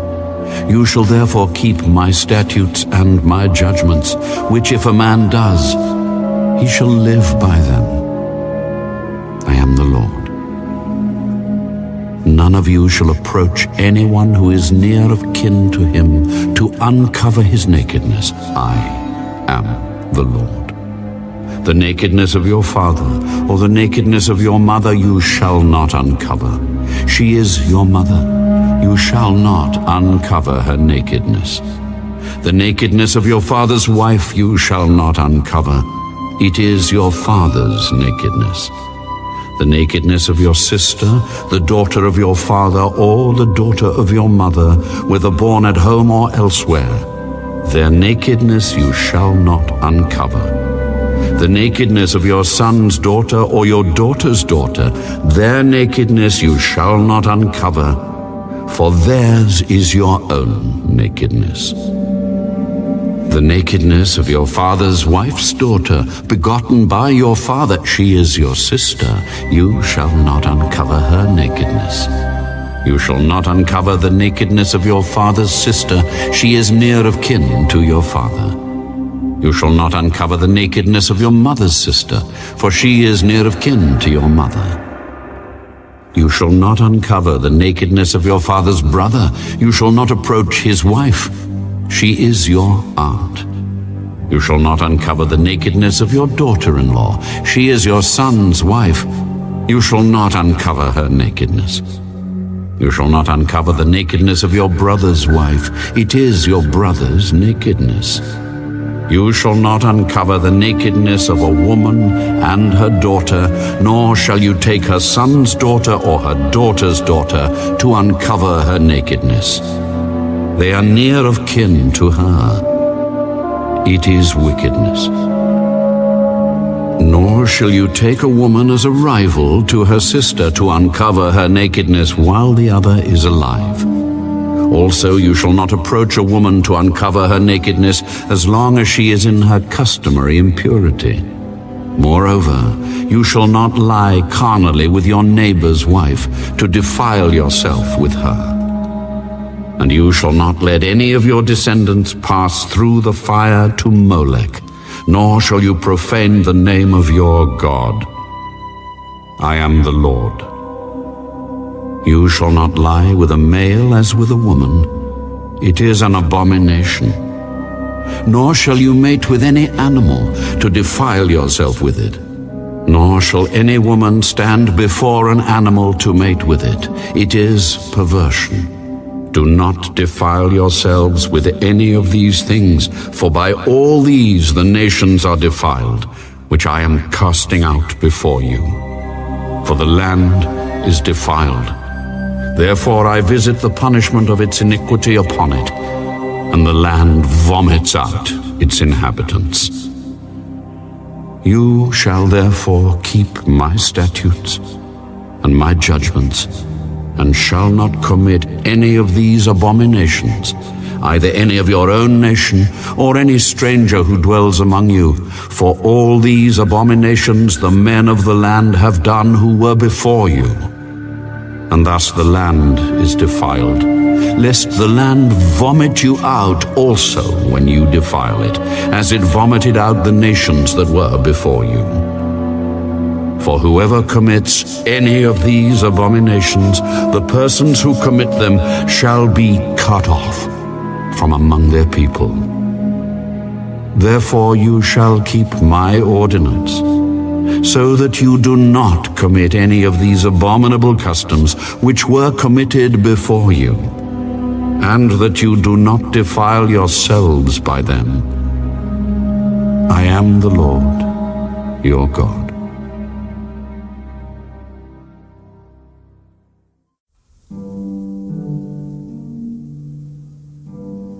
Speak to all the congregation of the children of Israel, and say to them, You shall be holy, for I, the Lord your God, am holy. Every one of you shall revere his mother and his father, and keep my Sabbaths. I am the Lord your God. Do not turn to idols, nor make for yourselves molded gods. I am the Lord your God. And if you offer a sacrifice of a peace offering to the Lord, you shall offer it of your own free will. It shall be eaten the same day you offer it, and on the next day.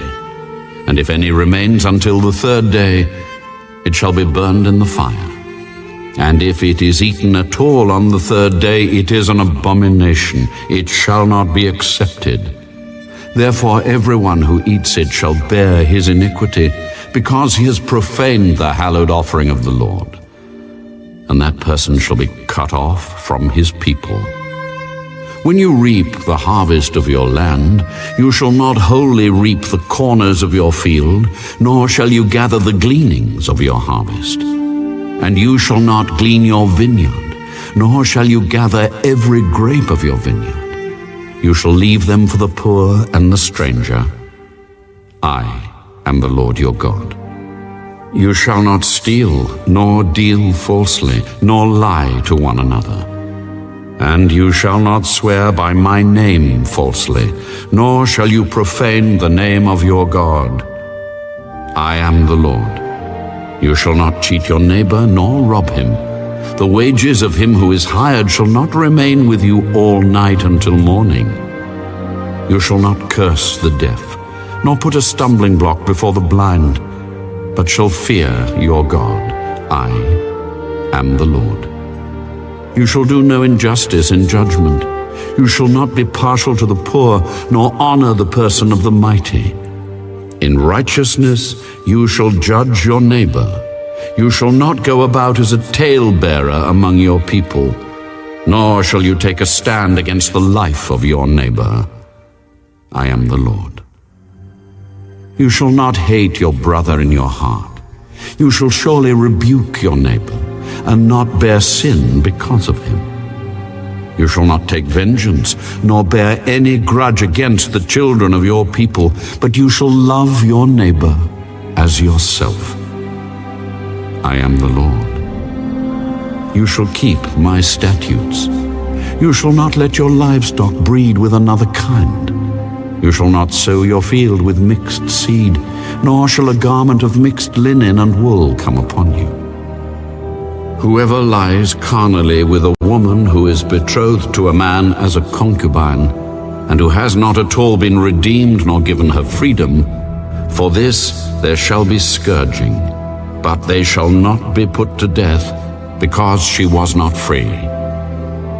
And he shall bring his trespass offering to the Lord, to the door of the tabernacle of meeting, a ram as a trespass offering. The priest shall make atonement for him with the ram of the trespass offering before the Lord for his sin which he has committed. And the sin which he has committed shall be forgiven him. When you come into the land and have planted all kinds of trees for food, then you shall count their fruit as uncircumcised. 3 years it shall be as uncircumcised to you. It shall not be eaten. But in the 4th year, all its fruit shall be holy, a praise to the Lord. And in the 5th year, you may eat its fruit, that it may yield to you its increase. I am the Lord your God. You shall not eat anything with the blood, nor shall you practice divination or soothsaying. You shall not shave around the sides of your head, nor shall you disfigure the edges of your beard. You shall not make any cuttings in your flesh for the dead, nor tattoo any marks on you. I am the Lord. Do not prostitute your daughter, to cause her to be a harlot, lest the land fall into harlotry, and the land become full of wickedness. You shall keep my Sabbaths and reverence my sanctuary. I am the Lord. Give no regard to mediums and familiar spirits. Do not seek after them to be defiled by them. I am the Lord your God. You shall rise before the gray-headed and honor the presence of an old man, and fear your God. I am the Lord. And if a stranger dwells with you in your land, you shall not mistreat him. The stranger who dwells among you shall be to you as one born among you, and you shall love him as yourself, for you were strangers in the land of Egypt. I am the Lord your God. You shall do no injustice in judgment, in measurement of length, weight, or volume. You shall have honest scales, honest weights, an honest ephah, and an honest hin. I am the Lord your God, who brought you out of the land of Egypt. Therefore you shall observe all my statutes and all my judgments, and perform them. I am the Lord.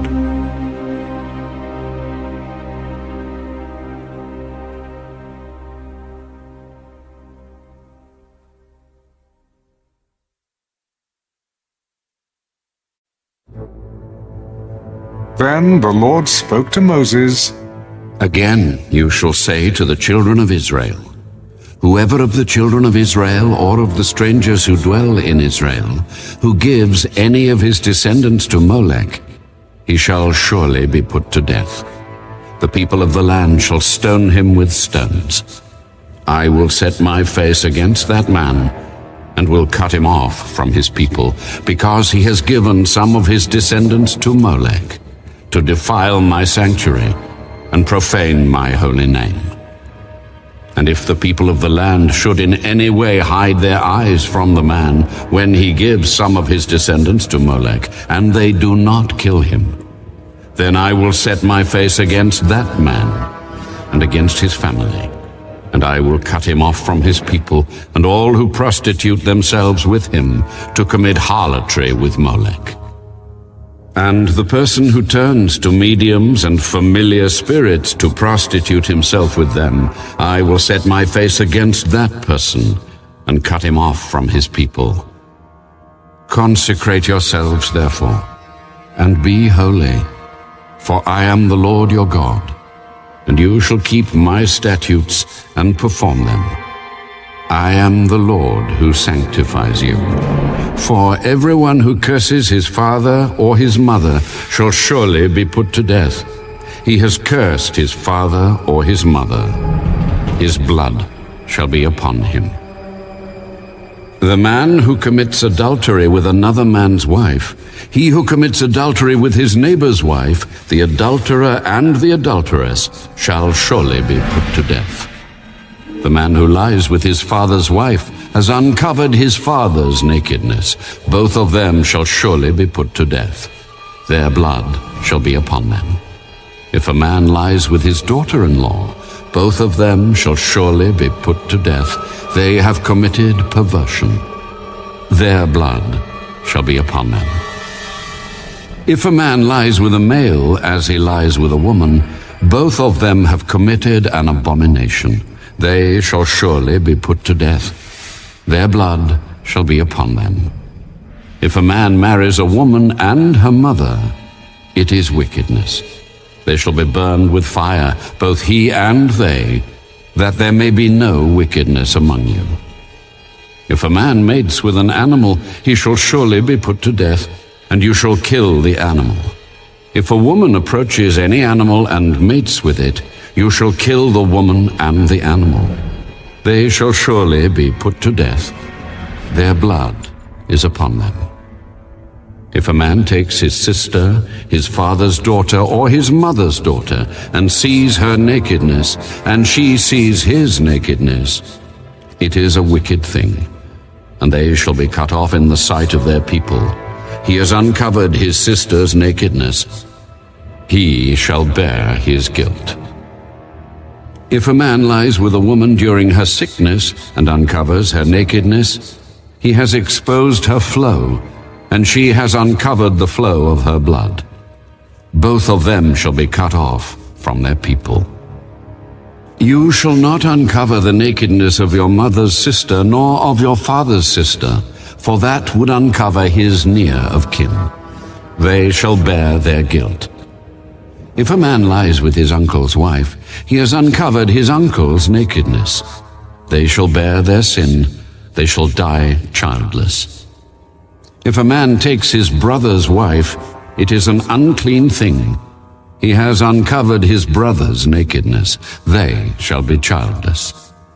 You shall therefore keep all my statutes and all my judgments, and perform them, that the land where I am bringing you to dwell may not vomit you out.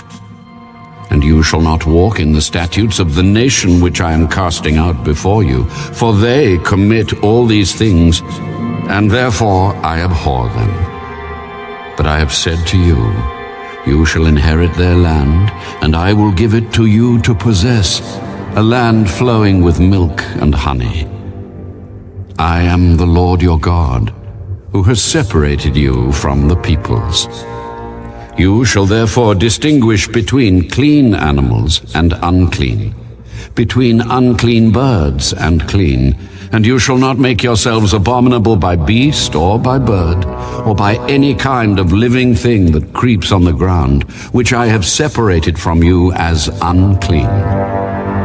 And you shall be holy to me, for I the Lord am holy, and have separated you from the peoples, that you should be mine.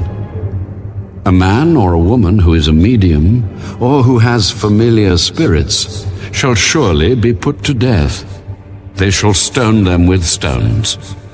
Their blood shall be upon them.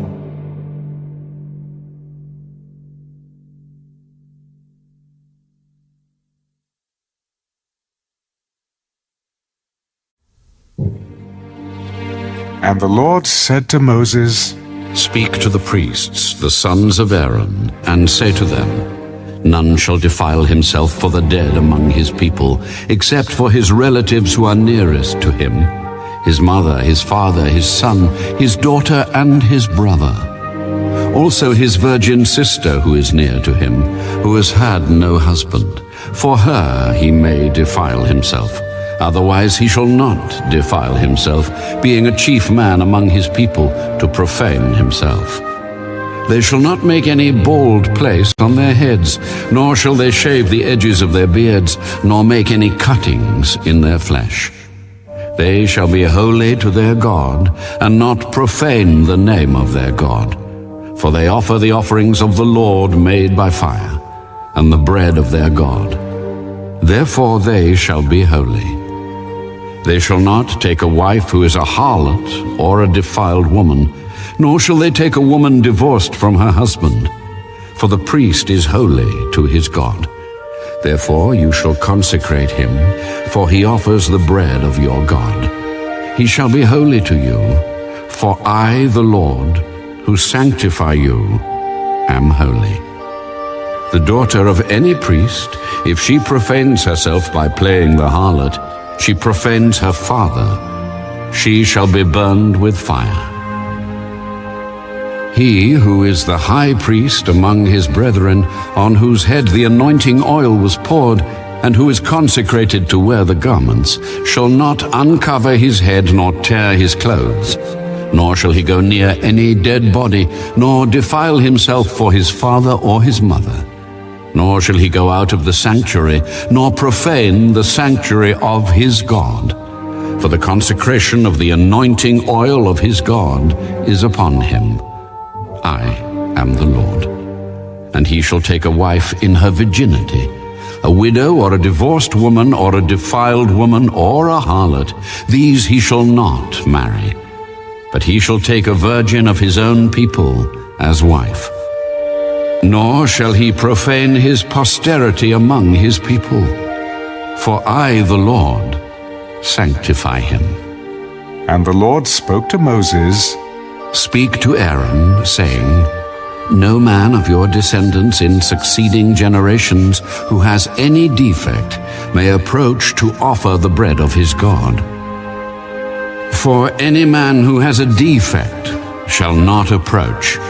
A man blind or lame, who has a marred face, or any limb too long, a man who has a broken foot or broken hand, or is a hunchback or a dwarf, or a man who has a defect in his eye, or eczema or scab, or is a eunuch.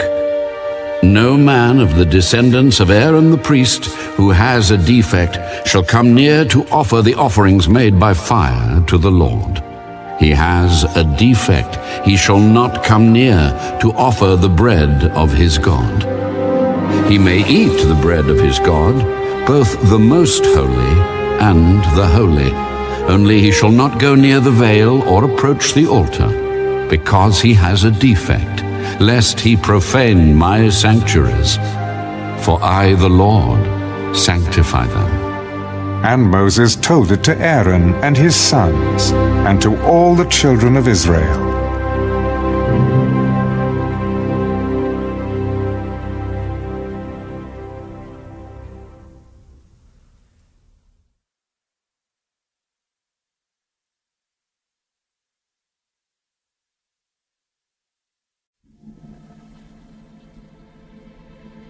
Then the Lord spoke to Moses.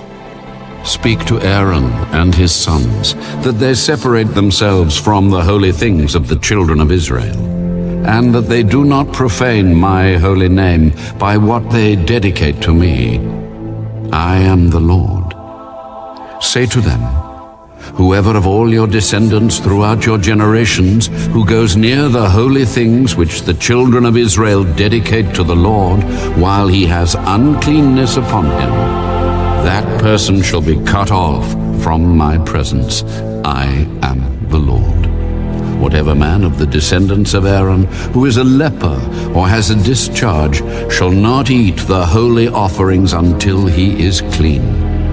And whoever touches anything made unclean by a corpse, or a man who has had an emission of semen, or whoever touches any creeping thing by which he would be made unclean, or any person by whom he would become unclean, whatever his uncleanness may be, the person who has touched any such thing shall be unclean until evening, and shall not eat the holy offerings unless he washes his body with water.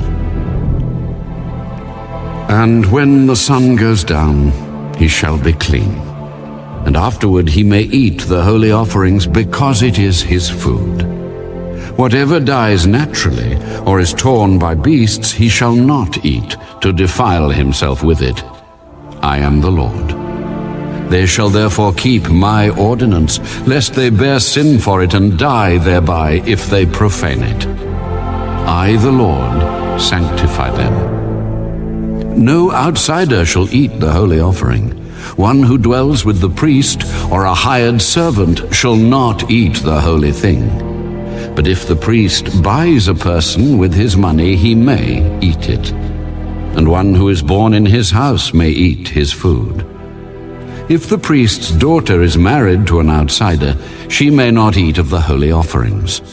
But if the priest's daughter is a widow or divorced and has no child, and has returned to her father's house as in her youth, she may eat her father's food. But no outsider shall eat it.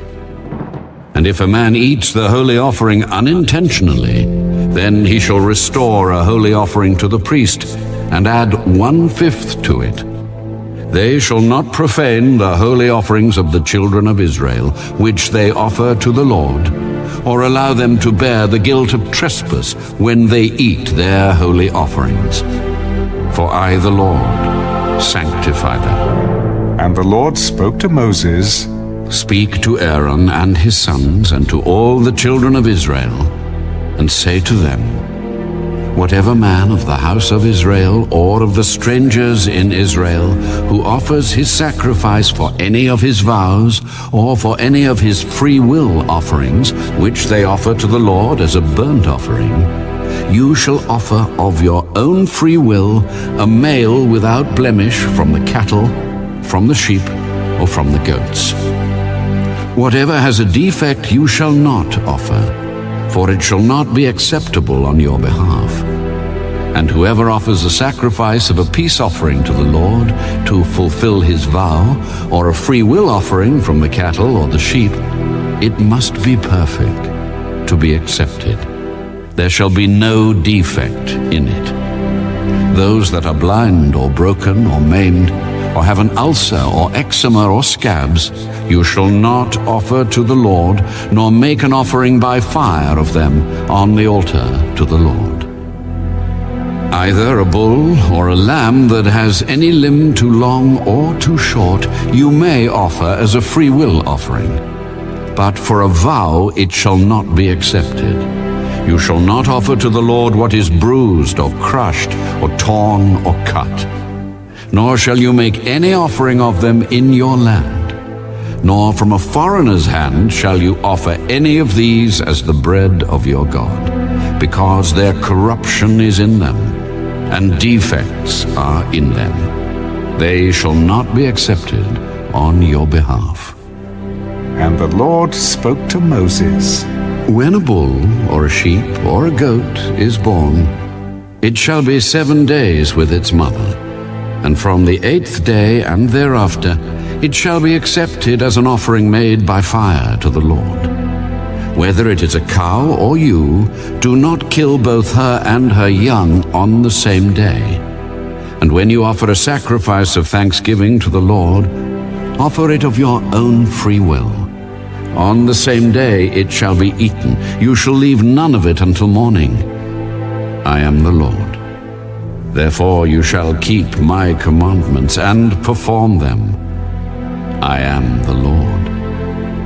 You shall not profane my holy name, but I will be hallowed among the children of Israel. I am the Lord who sanctifies you, who brought you out of the land of Egypt, to be your God. I am the Lord.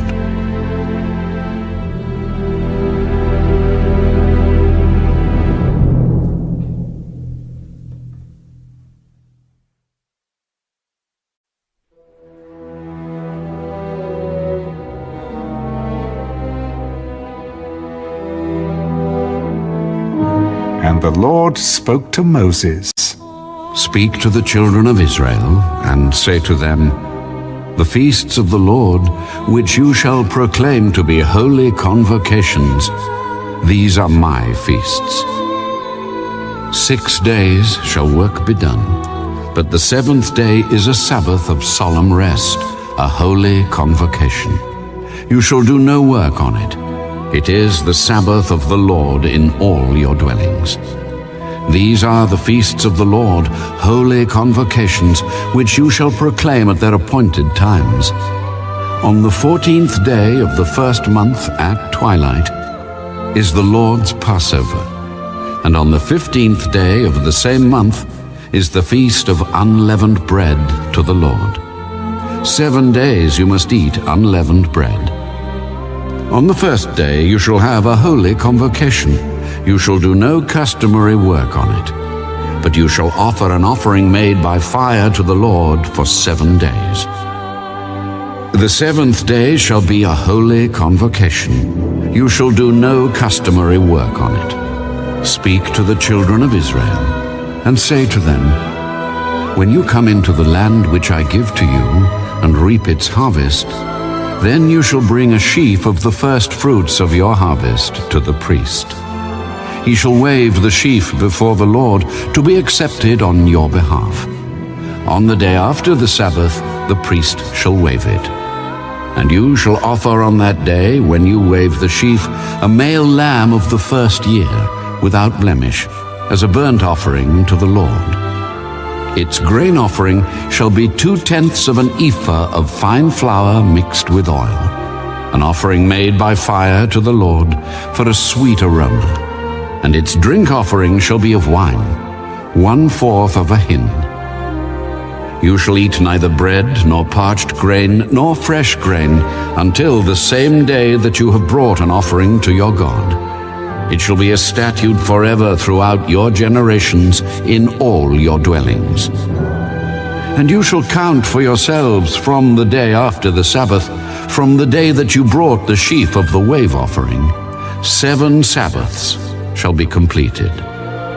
Count 50 days to the day after the 7th Sabbath. Then you shall offer a new grain offering to the Lord. You shall bring from your dwellings 2 wave loaves of 2/10 of an ephah. They shall be of fine flour. They shall be baked with leaven. They are the first fruits to the Lord. And you shall offer with the bread 7 lambs of the first year, without blemish, 1 young bull and 2 rams. They shall be as a burnt offering to the Lord, with their grain offering and their drink offerings, an offering made by fire for a sweet aroma to the Lord. Then you shall sacrifice 1 kid of the goats as a sin offering, and 2 male lambs of the first year as a sacrifice of a peace offering. The priest shall wave them with the bread of the first fruits as a wave offering before the Lord with the 2 lambs. They shall be holy to the Lord for the priest. And you shall proclaim on the same day that it is a holy convocation to you. You shall do no customary work on it. It shall be a statute forever in all your dwellings throughout your generations. When you reap the harvest of your land, you shall not wholly reap the corners of your field when you reap, nor shall you gather any gleaning from your harvest. You shall leave them for the poor and for the stranger. I am the Lord your God. Then the Lord spoke to Moses, Speak to the children of Israel, saying, In the 7th month, on the 1st day of the month, you shall have a Sabbath rest, a memorial of blowing of trumpets, a holy convocation. You shall do no customary work on it, and you shall offer an offering made by fire to the Lord. Also the 10th day of this 7th month shall be the Day of Atonement. It shall be a holy convocation for you. You shall afflict your souls and offer an offering made by fire to the Lord. And you shall do no work on that same day, for it is the Day of Atonement, to make atonement for you before the Lord your God. For any person who is not afflicted in soul on that same day shall be cut off from his people. And any person who does any work on that same day, that person I will destroy from among his people. You shall do no manner of work. It shall be a statute forever throughout your generations in all your dwellings. It shall be to you a Sabbath of solemn rest, and you shall afflict your souls. On the 9th day of the month at evening, from evening to evening, you shall celebrate your Sabbath. Then the Lord spoke to Moses, Speak to the children of Israel, saying, The 15th day of this 7th month shall be the Feast of Tabernacles for 7 days to the Lord. On the 1st day there shall be a holy convocation. You shall do no customary work on it. For 7 days you shall offer an offering made by fire to the Lord. On the 8th day you shall have a holy convocation, and you shall offer an offering made by fire to the Lord. It is a sacred assembly, and you shall do no customary work on it. These are the feasts of the Lord, which you shall proclaim to be holy convocations, to offer an offering made by fire to the Lord, a burnt offering and a grain offering, a sacrifice and drink offerings, everything on its day. Besides the Sabbaths of the Lord, besides your gifts, besides all your vows, and besides all your free will offerings which you give to the Lord. Also on the 15th day of the 7th month, when you have gathered in the fruit of the land, you shall keep the feast of the Lord for 7 days. On the 1st day there shall be a Sabbath rest, and on the 8th day a Sabbath rest. And you shall take for yourselves on the 1st day the fruit of beautiful trees, branches of palm trees, the boughs of leafy trees, and willows of the brook. And you shall rejoice before the Lord your God for 7 days. You shall keep it as a feast to the Lord for 7 days in the year. It shall be a statute forever in your generations. You shall celebrate it in the 7th month. You shall dwell in booths for 7 days. All who are native Israelites shall dwell in booths, that your generations may know that I made the children of Israel dwell in booths when I brought them out of the land of Egypt. I am the Lord your God.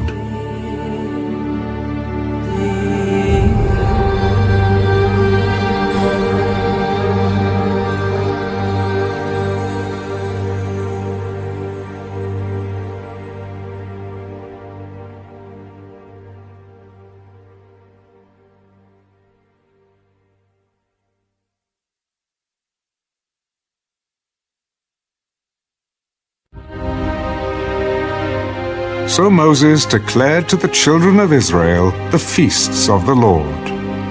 Then the Lord spoke to Moses, Command the children of Israel that they bring to you pure oil of pressed olives for the light, to make the lamps burn continually. outside the veil of the testimony, in the tabernacle of meeting, Aaron shall be in charge of it from evening until morning before the Lord continually. It shall be a statute forever in your generations. He shall be in charge of the lamps on the pure gold lampstand before the Lord continually. And you shall take fine flour and bake 12 cakes with it. 2/10 of an ephah shall be in each cake. You shall set them in 2 rows, 6 in a row, on the pure gold table before the Lord. And you shall put pure frankincense on each row, that it may be on the bread for a memorial, an offering made by fire to the Lord. Every Sabbath he shall set it in order before the Lord continually, being taken from the children of Israel by an everlasting covenant. And it shall be for Aaron and his sons, and they shall eat it in a holy place, for it is most holy to him from the offerings of the Lord made by fire, by a perpetual statute. Now the son of an Israelite woman, whose father was an Egyptian, went out among the children of Israel, and this Israelite woman's son and a man of Israel fought each other in the camp. And the Israelite woman's son blasphemed the name of the Lord and cursed, and so they brought him to Moses. His mother's name was Shelomith, the daughter of Dibri, of the tribe of Dan. Then they put him in custody, that the mind of the Lord might be shown to them. And the Lord spoke to Moses. Take outside the camp him who has cursed. Then let all who heard him lay their hands on his head, and let all the congregation stone him. Then you shall speak to the children of Israel, saying, Whoever curses his God shall bear his sin, and whoever blasphemes the name of the Lord shall surely be put to death. All the congregation shall certainly stone him, the stranger as well as him who is born in the land. When he blasphemes the name of the Lord, he shall be put to death. Whoever kills any man shall surely be put to death. Whoever kills an animal shall make it good, animal for animal. If a man causes disfigurement of his neighbor, as he has done, so shall it be done to him, fracture for fracture, eye for eye, tooth for tooth. As he has caused disfigurement of a man, so shall it be done to him. And whoever kills an animal shall restore it. But whoever kills a man shall be put to death. You shall have the same law for the stranger and for one from your own country. For I am the Lord your God. Then Moses spoke to the children of Israel, and they took outside the camp him who had cursed, and stoned him with stones. So the children of Israel did as the Lord commanded Moses.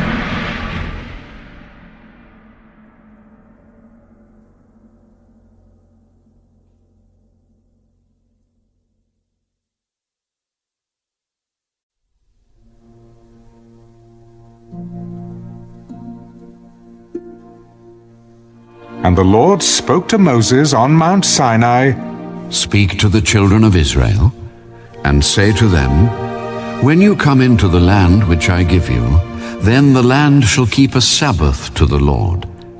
6 years you shall sow your field, and 6 years you shall prune your vineyard, and gather its fruit. But in the 7th year there shall be a Sabbath of solemn rest for the land, a Sabbath to the Lord. You shall neither sow your field nor prune your vineyard. What grows of its own accord of your harvest you shall not reap, nor gather the grapes of your untended vine, for it is a year of rest for the land. And the Sabbath produce of the land shall be food for you, your male and female servants, your hired man, and the stranger who dwells with you, for your livestock and the beasts that are in your land. All its produce shall be for food. And you shall count 7 Sabbaths of years for yourself, 7 times 7 years. And the time of the 7 Sabbaths of years shall be to you 49 years. Then you shall cause the trumpet of the Jubilee to sound on the 10th day of the 7th month. On the Day of Atonement you shall make the trumpet to sound throughout all your land. And you shall consecrate the 50th year, and proclaim liberty throughout all the land to all its inhabitants. It shall be a jubilee for you, and each of you shall return to his possession, and each of you shall return to his family. That 50th year shall be a jubilee to you. In it you shall neither sow nor reap what grows of its own accord, nor gather the grapes of your untended vine. For it is the Jubilee. It shall be holy to you. You shall eat its produce from the field. In this year of Jubilee, each of you shall return to his possession. And if you sell anything to your neighbor, or buy from your neighbor's hand, you shall not oppress one another. According to the number of years after the Jubilee, you shall buy from your neighbor, and according to the number of years of crops, he shall sell to you. According to the multitude of years, you shall increase its price, and according to the fewer number of years, you shall diminish its price. For he sells to you according to the number of the years of the crops. Therefore, you shall not oppress one another, but you shall fear your God, for I am the Lord your God. So you shall observe my statutes, and keep my judgments, and perform them. And you will dwell in the land in safety. Then the land will yield its fruit, and you will eat your fill, and dwell there in safety. And if you say, what shall we eat in the 7th year, since we shall not sow nor gather in our produce? Then I will command my blessing on you in the 6th year, and it will bring forth produce enough for 3 years. And you shall sow in the 8th year, and eat old produce until the 9th year. Until its produce comes in, you shall eat of the old harvest. The land shall not be sold permanently, for the land is mine.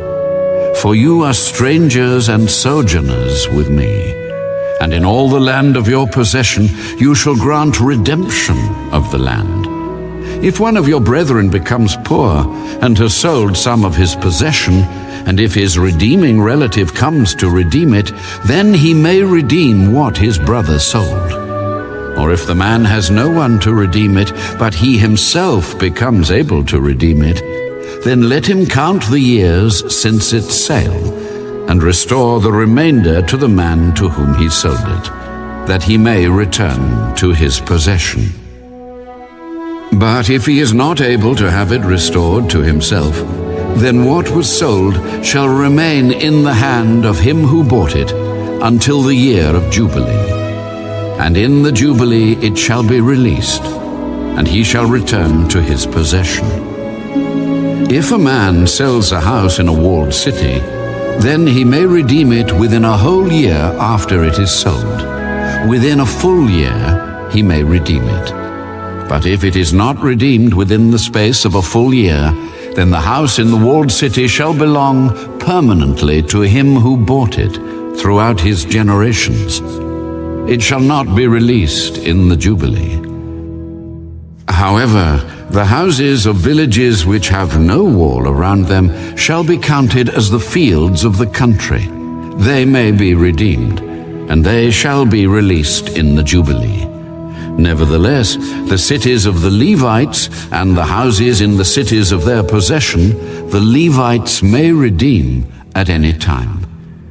And if a man purchases a house from the Levites, then the house that was sold in the city of his possession shall be released in the Jubilee. For the houses in the cities of the Levites are their possession among the children of Israel. But the field of the common land of their cities may not be sold, for it is their perpetual possession. If one of your brethren becomes poor and falls into poverty among you, then you shall help him, like a stranger or a sojourner, that he may live with you. Take no usury or interest from him, but fear your God, that your brother may live with you. You shall not lend him your money for usury, nor lend him your food at a profit. I am the Lord your God, who brought you out of the land of Egypt, to give you the land of Canaan, and to be your God. And if one of your brethren who dwells by you becomes poor, and sells himself to you, you shall not compel him to serve as a slave. As a hired servant and a sojourner he shall be with you, and shall serve you until the year of Jubilee. And then he shall depart from you, he and his children with him, and shall return to his own family. He shall return to the possession of his fathers. For they are my servants, whom I brought out of the land of Egypt. They shall not be sold as slaves. You shall not rule over him with rigor, but you shall fear your God. And as for your male and female slaves whom you may have from the nations that are around you, from them you may buy male and female slaves. Moreover, you may buy the children of the strangers who dwell among you, and their families who are with you, which they beget in your land, and they shall become your property. And you may take them as an inheritance for your children after you, to inherit them as a possession. They shall be your permanent slaves. But regarding your brethren, the children of Israel, you shall not rule over one another with rigor. Now if a sojourner or stranger close to you becomes rich, and one of your brethren who dwells by him becomes poor, and sells himself to the stranger or sojourner close to you, or to a member of the stranger's family, after he is sold, he may be redeemed again. One of his brothers may redeem him, or his uncle's son may redeem him, or anyone who is near of kin to him in his family may redeem him. Or if he is able, he may redeem himself. Thus he shall reckon with him who bought him.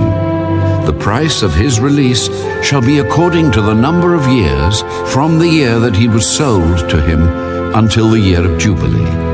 It shall be according to the time of a hired servant for him. If there are still many years remaining, according to them he shall repay the price of his redemption from the money with which he was bought.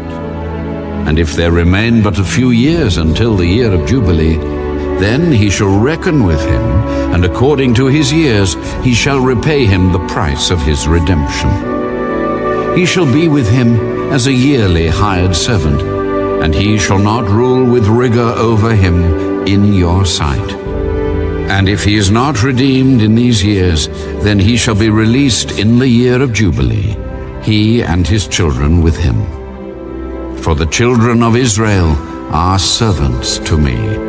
They are my servants, whom I brought out of the land of Egypt. I am the Lord your God.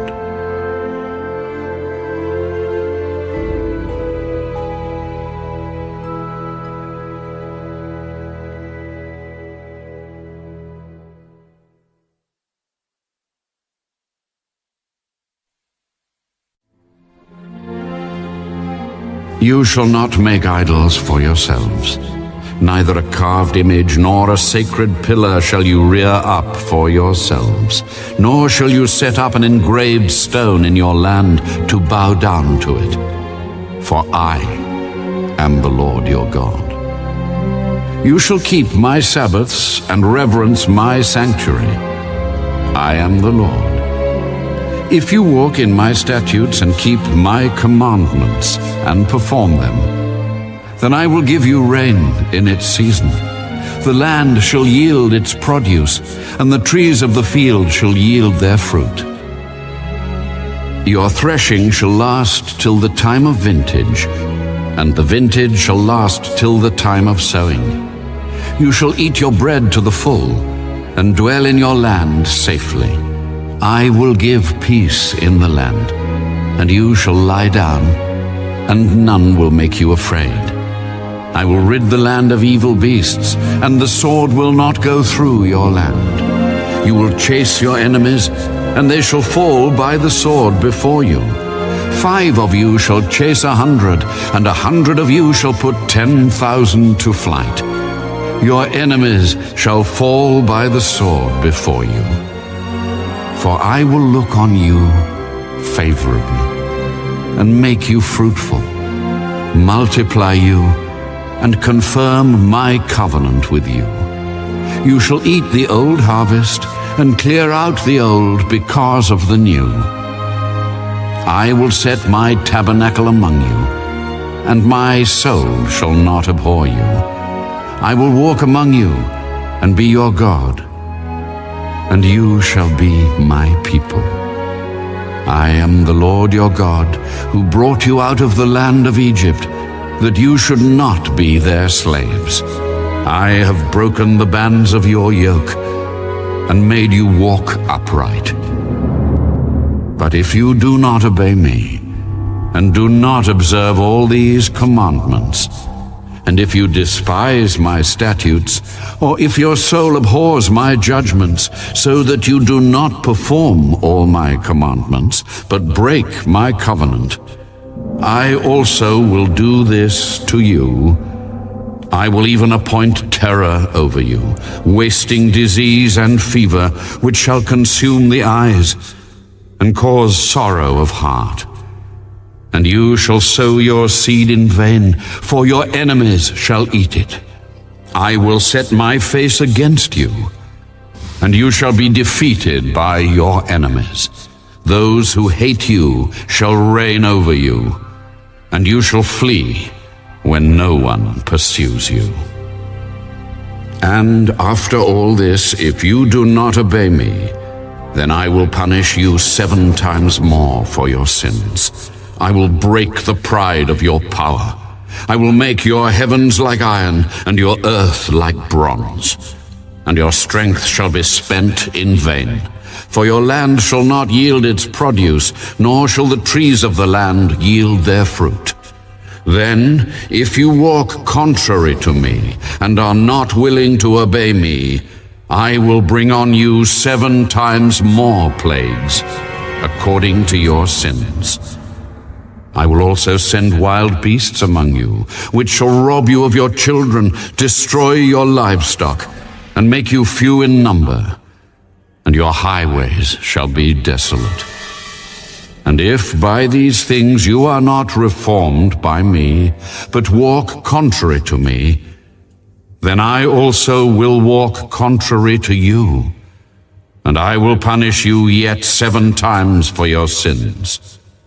And I will bring a sword against you that will execute the vengeance of the covenant. When you are gathered together within your cities, I will send pestilence among you, and you shall be delivered into the hand of the enemy.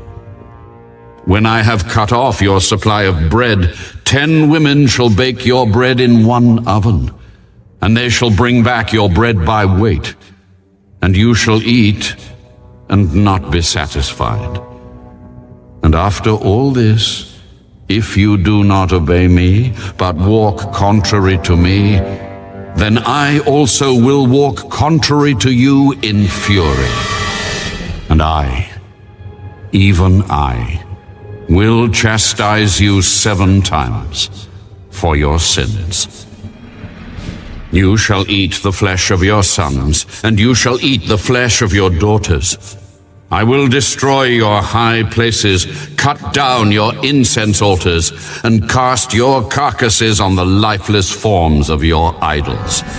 And my soul shall abhor you. I will lay your cities waste, and bring your sanctuaries to desolation. And I will not smell the fragrance of your sweet aromas. I will bring the land to desolation, and your enemies who dwell in it shall be astonished at it. I will scatter you among the nations, and draw out a sword after you. Your land shall be desolate, and your cities waste. Then the land shall enjoy its Sabbaths as long as it lies desolate, and you are in your enemy's land. Then the land shall rest and enjoy its Sabbaths. As long as it lies desolate, it shall rest, for the time it did not rest on your Sabbaths when you dwelt in it. And as for those of you who are left, I will send faintness into their hearts in the lands of their enemies. The sound of a shaken leaf shall cause them to flee. They shall flee as though fleeing from a sword, and they shall fall when no one pursues. They shall stumble over one another, as it were before a sword, when no one pursues. And you shall have no power to stand before your enemies. You shall perish among the nations, and the land of your enemies shall eat you up. And those of you who are left shall waste away in their iniquity in your enemies' lands. Also in their fathers' iniquities, which are with them, they shall waste away. But if they confess their iniquity and the iniquity of their fathers with their unfaithfulness in which they were unfaithful to me, and that they also have walked contrary to me, and that I also have walked contrary to them, and have brought them into the land of their enemies, if their uncircumcised hearts are humbled, and they accept their guilt, then I will remember my covenant with Jacob, and my covenant with Isaac, and my covenant with Abraham, I will remember. I will remember the land. The land also shall be left empty by them, and will enjoy its Sabbaths while it lies desolate without them. They will accept their guilt because they despised my judgments, and because their soul abhorred my statutes. Yet for all that, when they are in the land of their enemies, I will not cast them away, nor shall I abhor them to utterly destroy them and break my covenant with them. For I am the Lord their God. But for their sake I will remember the covenant of their ancestors, whom I brought out of the land of Egypt in the sight of the nations, that I might be their God. I am the Lord. These are the statutes and judgments and laws which the Lord made between himself and the children of Israel on Mount Sinai by the hand of Moses.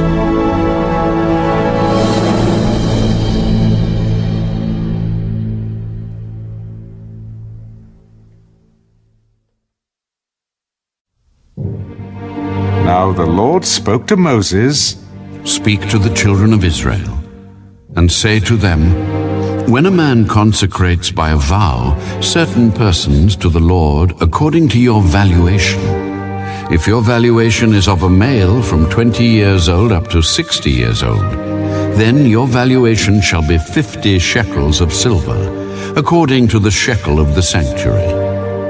If it is a female, then your valuation shall be 30 shekels. And if from 5 years old up to 20 years old, then your valuation for a male shall be 20 shekels, and for a female 10 shekels. And if from a month old up to 5 years old, then your valuation for a male shall be 5 shekels of silver, and for a female your valuation shall be 3 shekels of silver. And if from 60 years old and above, if it is a male, then your valuation shall be 15 shekels, and for a female 10 shekels. But if he is too poor to pay your valuation, then he shall present himself before the priest, and the priest shall set a value for him. According to the ability of him who vowed, the priest shall value him. If it is an animal that men may bring as an offering to the Lord, all that anyone gives to the Lord shall be holy. He shall not substitute it or exchange it, good for bad or bad for good. And if he at all exchanges animal for animal, then both it and the one exchanged for it shall be holy. If it is an unclean animal which they do not offer as a sacrifice to the Lord, then he shall present the animal before the priest, and the priest shall set a value for it, whether it is good or bad. As you, the priest, value it, so it shall be. But if he wants at all to redeem it, then he must add 1/5 to your valuation. And when a man dedicates his house to be holy to the Lord, then the priest shall set a value for it, whether it is good or bad. As the priest values it, so it shall stand. If he who dedicated it wants to redeem his house, then he must add 1/5 of the money of your valuation to it, and it shall be his. If a man dedicates to the Lord part of a field of his possession, then your valuation shall be according to the seed for it. A homer of barley seed shall be valued at 50 shekels of silver.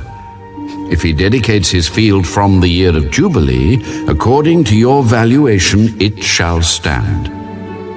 But if he dedicates his field after the Jubilee, then the priest shall reckon to him the money due according to the years that remain till the year of Jubilee, and it shall be deducted from your valuation.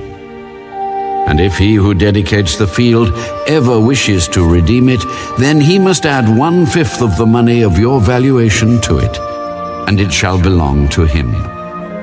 But if he does not want to redeem the field, or if he has sold the field to another man, it shall not be redeemed any more.